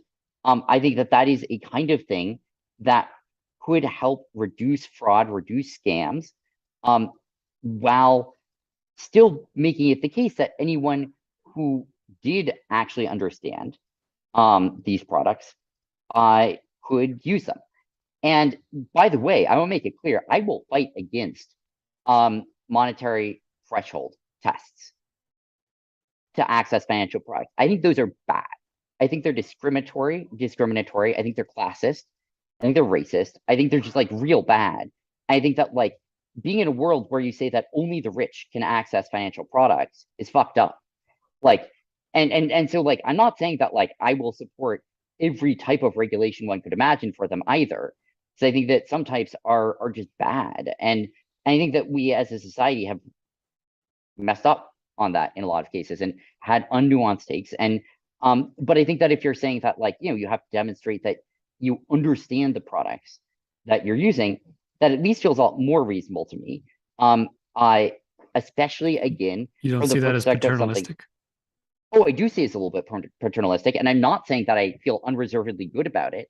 But on the other hand, if you say like, should people be able to market really scammy things pretty aggressively with no barriers to anyone using it, like that's a stronger statement. And I'm not saying Scams are illegal. We don't need new regulations to make scams illegal.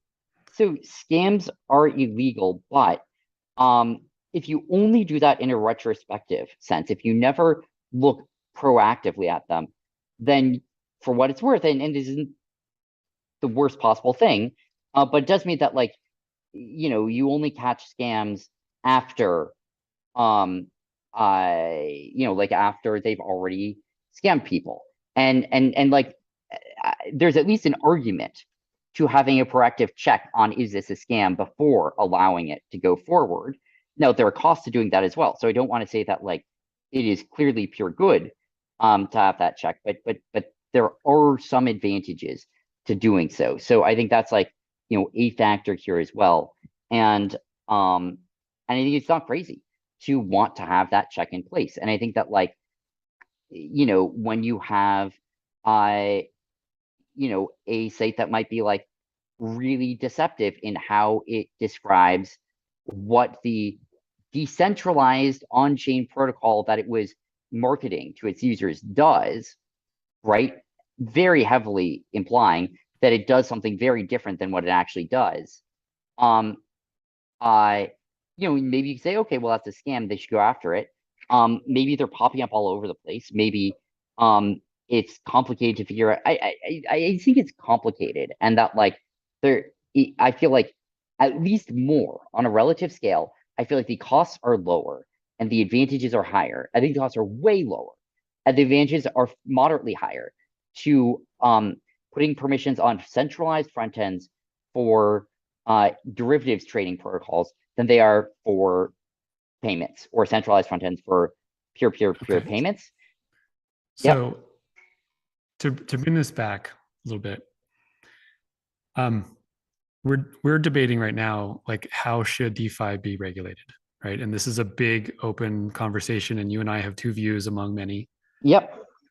In terms of the DCCPA, as you've acknowledged, it's very hard to get DeFi regulation right.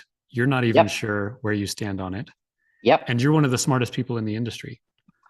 Can we acknowledge at least that the political class, the regulators themselves, are nowhere near ready to be regulating DeFi?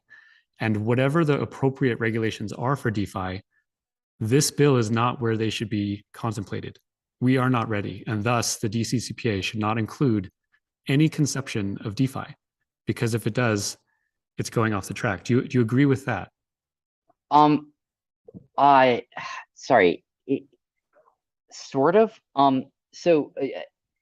There's no part I strongly disagree with. There are a lot of parts that I would put differently and feel conflicted about. So first of all, I'll just say briefly, I think the smartest, most knowledgeable people tend to be the least certain in general. I think the fact that I'm uncertain doesn't mean I think that I don't think anyone should be certain. I think it's fucked that some people are. But I think people will always be uncertain, and that doesn't mean that we have to give up on ever acting, because I will always be uncertain. I'm not advocating to give up on ever acting. No, I hear you. I hear you. Do you want to exclude DeFi from DCCPA? First of all, in general, I would argue that it would be ideal to basically exclude DeFi from DCCPA. I think that would be the ideal approach, to say, look, we're going to figure out DeFi later. This is not a DeFi bill. This is a CeFi bill. That is what I think, roughly speaking, would make sense here. And I think that would be appropriate for all the reasons you said. I want to give one caveat to this, which is, and I'm interested in taking on this. One thing that has been in some drafts, at least, I think, of DCCPA, I'm interested in your thought on is what if there was, do some studies to have some discussions about eventually developing a framework for how an already regulated, centralized, custodial broker-dealer could access liquidity from a on-chain smart contract. That feels good to me, because the status quo is that it's effectively illegal to do so, and that so that's an example of a DeFi provision that I think is good. That's reasonable under the condition that the scope is narrowed to precisely that kind of party. Right. If the scope is, how does a business, for example, interact with DeFi? That means that any person's LLC now has to fall under the licensure, right? That's a very different question. I totally hear you. So anyway, some of what the DCCPA says about DeFi, in fact, most of what it is about the thing I said. I think that thing's at least reasonable and probably good, but I acknowledge your concerns here. Outside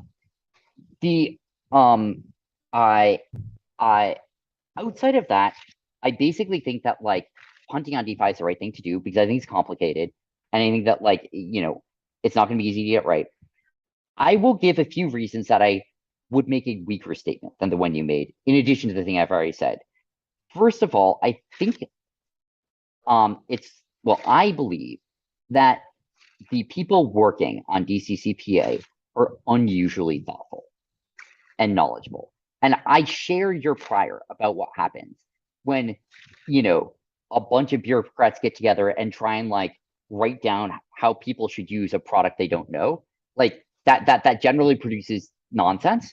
I will say that in this particular case, maybe it's just dumb luck. I think in part it is.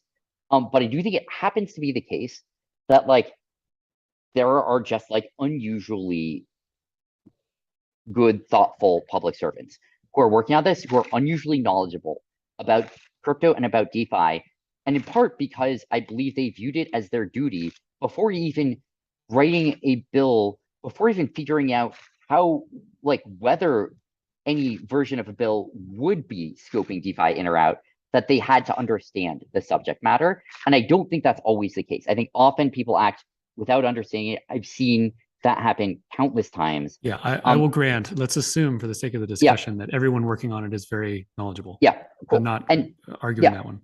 And maybe they're not, but like, that's what, at least my belief is premised on that. Okay.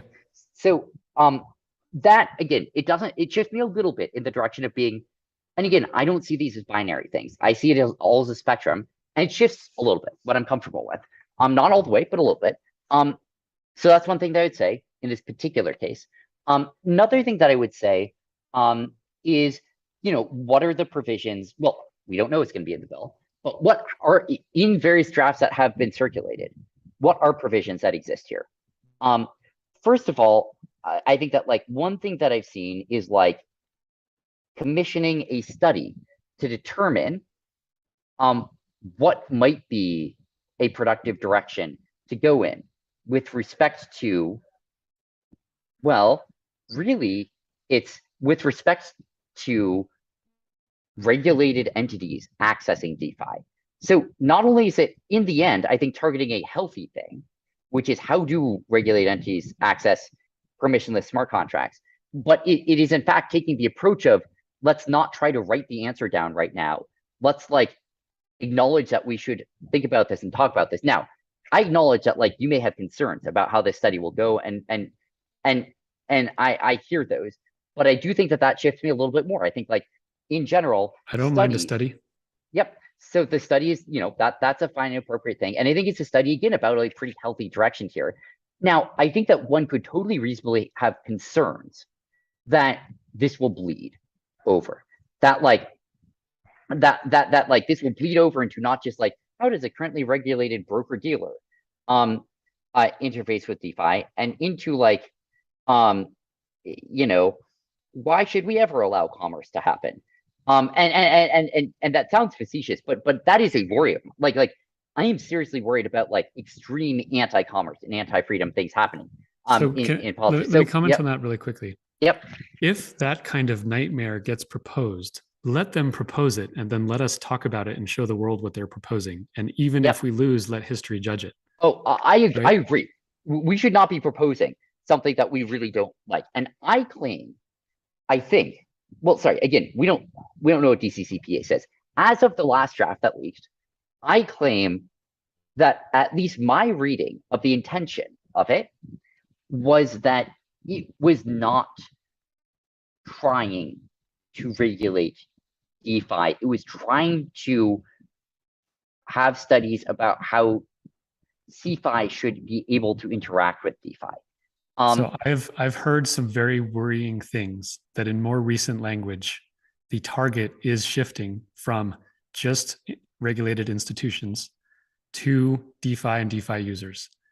If that's not true in the language that we see, then great. But I do not feel like it's going in a comfortable direction. Sorry, right now. When you say that, just to clarify, are you saying that is true as of after the most recently leaked version? I don't know what's the most recently leaked version, but the people that I know that are dealing with this are not happy with the recent movement of it.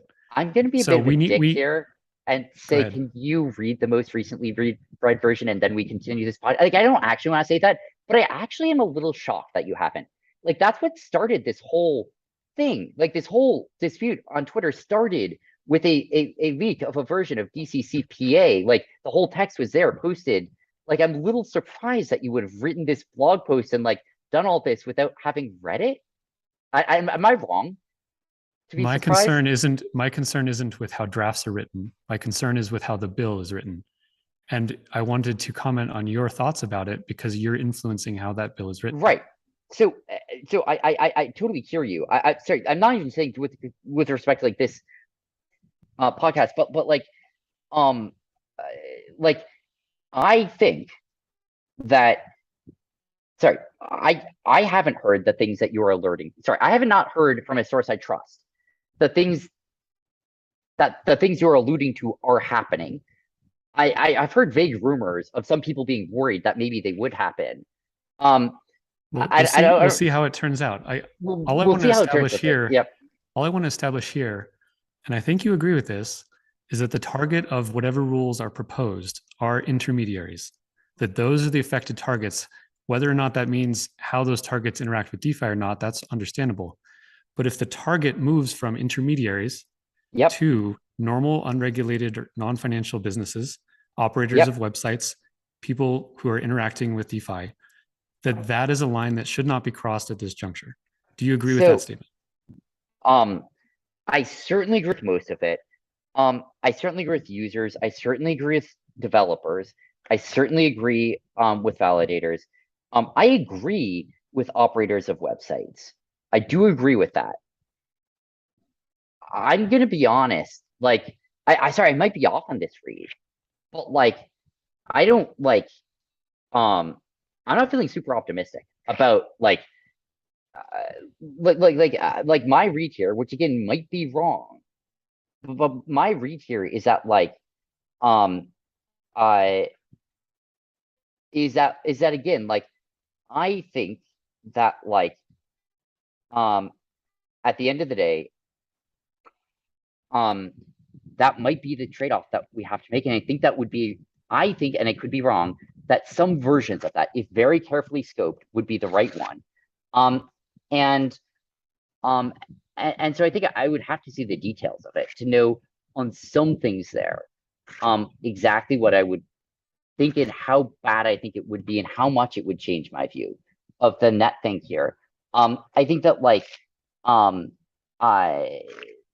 like, I don't feel confident that I'm thinking about that part, right? Like, that's just like, that is my current like on net, I guess, sort of thinking about how to sort of mesh these things together. I think that like, it's, I don't know. I think that like some versions of that would be more free than the status quo. Like, I think some versions of that would be frankly deregulating relative to how things are realistically speaking today. Because I think realistically speaking today, there is effectively some amount of regulation on those on some of these front ends. Like, I think that is how some regulators are treating it today. And so I think that's like worth acknowledging, and I think that changes my mind a little bit about like exactly where I think the lines to draw are here. But anyway, you know, all of that being said, like, I would certainly be really cautious and nervous about language around that, and like would really want to be would be very nervous about it unless it was like really carefully done. But I don't think, for what it's worth, that I would be comfortable giving a sort of blanket statement of like anything that touches any front end in any way, unless it's an already licensed institution, is a deal breaker. Like, I don't think I would go that far. Understood. Guys, this has been exactly the conversation I think the crypto community wanted, and I just want to thank both of you for participating so openly. This has been hugely productive, I think. I just have like two quick questions, and keep these as brief as you'd like to be. But I want to go back to the challenge, SBF, you made at the beginning of this conversation to steelman the other's case. Can you just give a steelman for Erik's case here? And then Erik, I'm going to ask you to do the same for Sam's. Yeah, totally. I think I'll sort of give two different types of steelmans of it. Caveating again, just to be absolutely explicit to anyone listening to this does not represent my all things considered view, although I do agree with some parts of it. This is me attempting to steelman and argue for a different person's case here. Put that caveat somewhere else. Do not. We won't create a gotcha clip here, Sam. Don't worry. Oh, this is not for you. This is for sort of malintentioned our friend who doesn't like glasses. Okay, he might be in the chat right now. By the way, who knows? Oh, it's possible. Anything could happen. But you know, first of all, what I would say is that in general, like, deciding what someone is and isn't allowed to do with their own money should have a presumptive concern of paternalism, and it should have a presumptive concern that that are you going to end up doing something that is A, hurting the people you are claiming to protect, B, not what those people would ask you to do. In fact, they would tell you to stop trying to protect them. C, heavily discriminatory in exactly the ways that you would be concerned it would be discriminatory against the underbanked, against minorities, against rural populations, against the poor, against people in really difficult situations. Would it persist class disparities? That's one concern that I would have about, and again, this is different if there's regulation claiming that something is going to harm an unconsenting third party. But if this is just someone acting on their own behalf, then I think there should be a presumptive, deep concern about whether it is really helping the person you are claiming to be helping if it is paternalistic. And then second of all, what I would say is that that in order for, that's the right way to put this, like in order, there's something magic that happens when you have permissionlessness. There's something magic that happens when you have pure on-chain actions. And in particular, what you see, which I do think is just incredibly powerful, is you can end up in this situation where you can just build, where you can build on what's been built, where you get exponential growth in innovation. And as soon as one step here is permissioned, instead of the whole system being able to innovate at the level of computer code and human innovation and action and cooperation, it goes at exactly how slow and bureaucratic the single most slow and bureaucratic permissioning agent is. And the more permissioning agents you have, the worse that gets. But even one of them, right, with a week turnaround time, might take you from 10 seconds to a week in innovation timescale. And when that is a serious risk for throwing permissioning into an otherwise permissionless system. Similarly, when you do something like what we see with chargebacks on current transfers, ACH, and credit card transfers, where there is a system whereby it might, rarely is, but might be the case, in some cases, that if a payment happens, it might be reversed 2 months later, right? That there is some, and that you can't compute whether or not that will be the case. That is a sort of bespoke human action deciding what would happen there. When you have a system like that, you end up in a world where if you get paid something, there's nothing you can do to become absolutely confident that you actually got paid. There's nothing you can do to know for sure that that money will ever be yours. It might all be fake. And because of that, you end up in a world where any money that you have, you kind of can't spend for 2 months, because if you turned out to not get it, maybe everything breaks. And if you have a malicious actor here, then maybe you have to keep it in custody and have to freeze every transaction for 2 months so that they can't game this by maliciously doing a transaction and charging back. And as soon as you even let this in a little bit to a financial system, there's a serious worry that you end up in a world in which literally every commercial transaction takes 2 months, even though it's only 0.1% of payments that you're saying might be charged back 2 months later.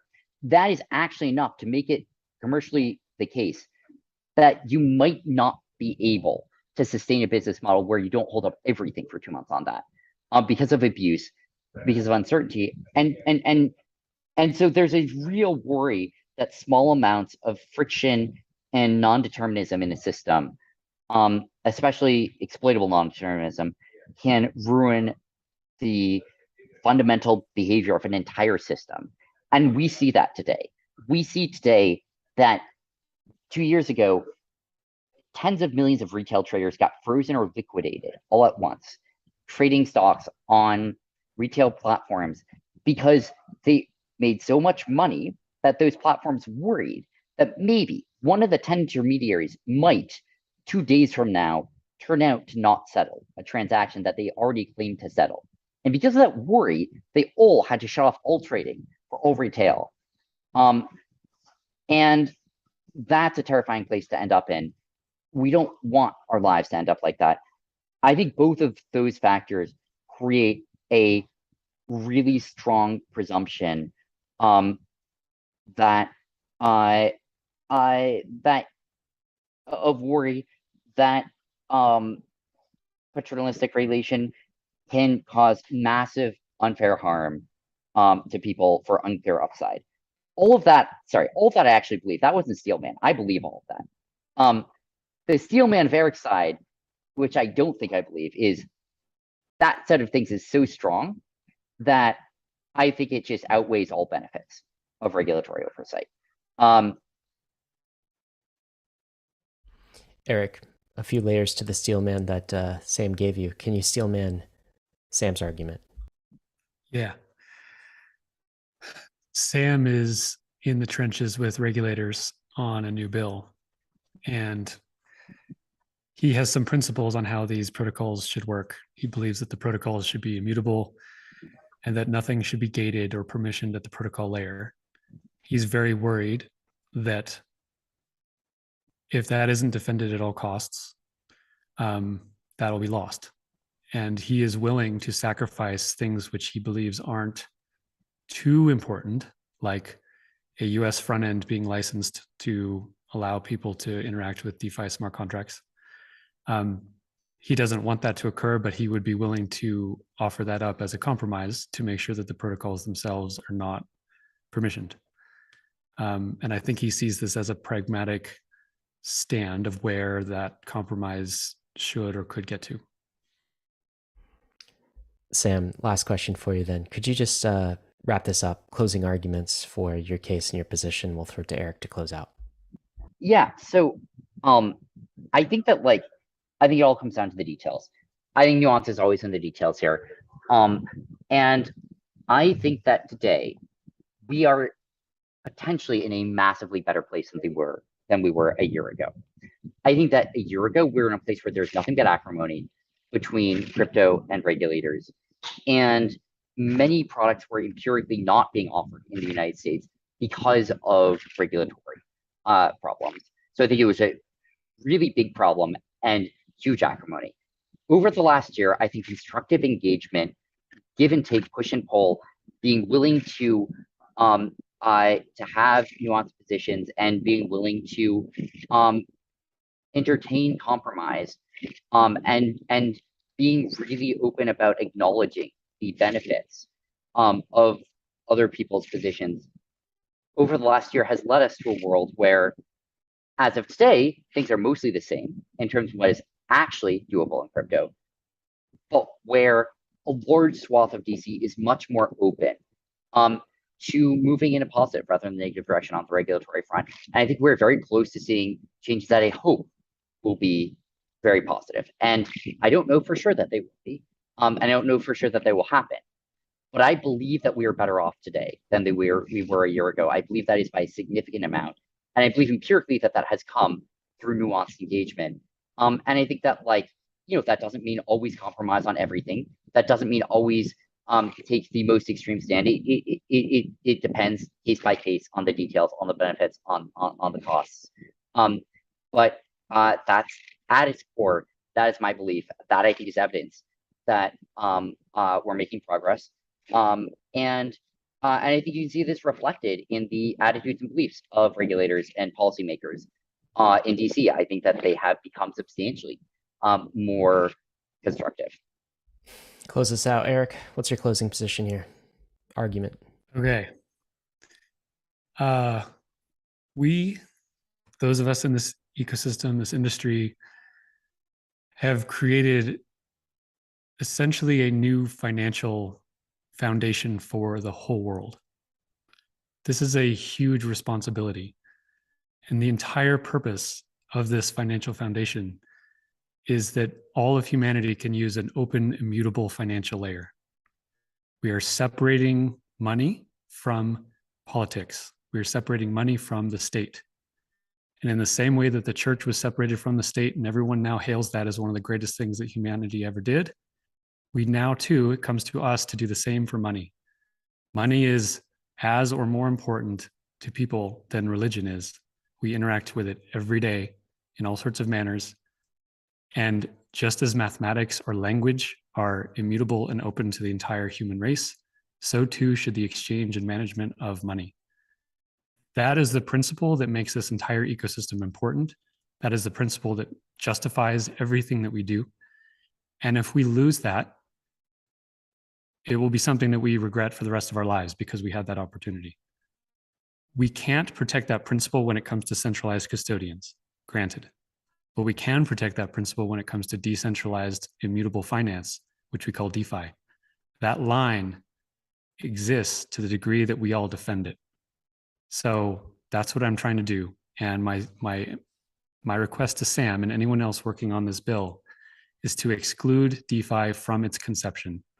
Not because DeFi shouldn't ever be regulated, but because it is too important to screw that up, and it should not be included in a bill that contemplates how normal custodians should operate. So it's a very pragmatic request, and hopefully we can have more of these discussions in the future as this bill comes out. Indeed, I hope we can. Sam, Erik, I want to thank you guys again. This is exactly what we needed in order to have this discussion, bring it to the light, and much more, a much better back and forth than on Twitter. They can't contain these types of conversations, so we appreciate you being willing to come on very much. Thank you. Thank you. Thank and you guys. Thank you so much for engaging constructively. I know that I shit on you a little bit here, and that's probably too negative and a little bit unwarranted. And let Hughes without sin cast the stone here. But I really do appreciate you engaging here. I appreciate you doing so constructively, and that you have done that the whole time. And I hear you. I really respect your arguments, and I'm going to push for a number of them. Okay, thank you, Sam. I appreciate that. I'm not the man in the, shall we say, FTX arena here. It's always easy to criticize what other people are trying to do. I think you're a good actor, and I hope you hear these points and help express them in a productive way. Damn, so thank you for the discussion. This sounds way too friendly for a contentious crypto conversation. This is not what I'm used to on crypto Twitter, damn it. Action items for you, Bankless Nation. Hope you enjoyed this extra long episode. We didn't mean to go that long, but I think it was important that we did. Some action items. Why don't you go and read the tweet thread that started it all off? We'll include a link to that tweet thread from Sam in the show notes. It's pretty entertaining, I gotta say. So make sure you go check that out and some of the discourse that has fallen out from it. Also, read Sam's original thoughts that is posted at ftxpolicy.com. We'll include a link and read Erik's response. As always, gotta let you know, none of this has been financial advice, risks and disclaimers. It never is. ETH is risky, so is crypto, so is DeFi. You could definitely lose what you put in, but we are headed west on the frontier, fighting for a better future. This journey's not for everyone, but we're glad you're with us on Bankless. Thanks a lot. Sequence is the all-in-one developer platform you need to build Web3 games and applications. For your users, Sequence is a smart wallet, and it's the easiest, most intuitive onboarding your users will ever experience, and comes with all the features users need to feel empowered in the Web3 world. Multi-chain support, NFT display, and users can buy SFTs, NFTs, and crypto directly with a credit or debit card. For developers, Sequence is the plug-and-play platform for Web3 games and apps. Their APIs let you bring NFTs, SFTs, and tokens into your game or application. And a Sequence relayer enables gasless transactions for your users. Sequence already powers some of the best Web3 games like Skyweaver, NFT projects like Cool Cats, and marketplaces like NiftySwap. And Sequence is compatible with all the EVM chains, including Ethereum, Polygon, Binance Smart Chain, Arbitrum, Optimism, and Avalanche. So go to sequence.xyz to get started unlocking the full potential of your application today. The reality today is that 5 corporations control the entire world of social media. They own our names, they restrict our content, they monitor our every move. And their time is up, thanks to our sponsor, DESO. DESO is a layer 1 blockchain built from the ground up to decentralize and scale social networks. With DESO, you can own your own identity, content, and social graph, and take it with you across hundreds of applications already built on the censorship-resistant DESO blockchain. DESO's storage advantages make it finally possible to build infinite state applications that can efficiently store and index large amounts of content and data fully on-chain. DESO also offers multiple crypto-native monetization primitives for developers and creators, including social NFTs, social DAOs, social tokens, and social tipping. So in order to experience the social layer of Web3, go to DESO.com and claim your username. That's DESO.com. TRUEFI is DeFi's largest credit protocol, connecting global lenders with institutional-grade lending opportunities. TRUEFI has completed over $1.7 billion in originations and paid out nearly $35 million to lenders, proving that DeFi is ready to take its next big leap into the $8 trillion credit market. TRUEFI gives lenders like you access to sustainable, high-yield opportunities backed by real-world investments, usually reserved for high-net-worth individuals. At the same time, fund managers use TRUEFI's financial infrastructure to bring their portfolios on-chain, benefiting from the global liquidity, cost savings, and transparency of DeFi. TRUEFI is a decentralized financial utility. The protocol is owned and governed by the TRUEFI DAO, and TRUEFI is here to bring DeFi into the golden age, bridging the power and access of crypto with institutional-grade lending opportunities and portfolio tooling. Explore the diverse financial opportunities available on TRUEFI or launch your own portfolio at TRUEFI.io.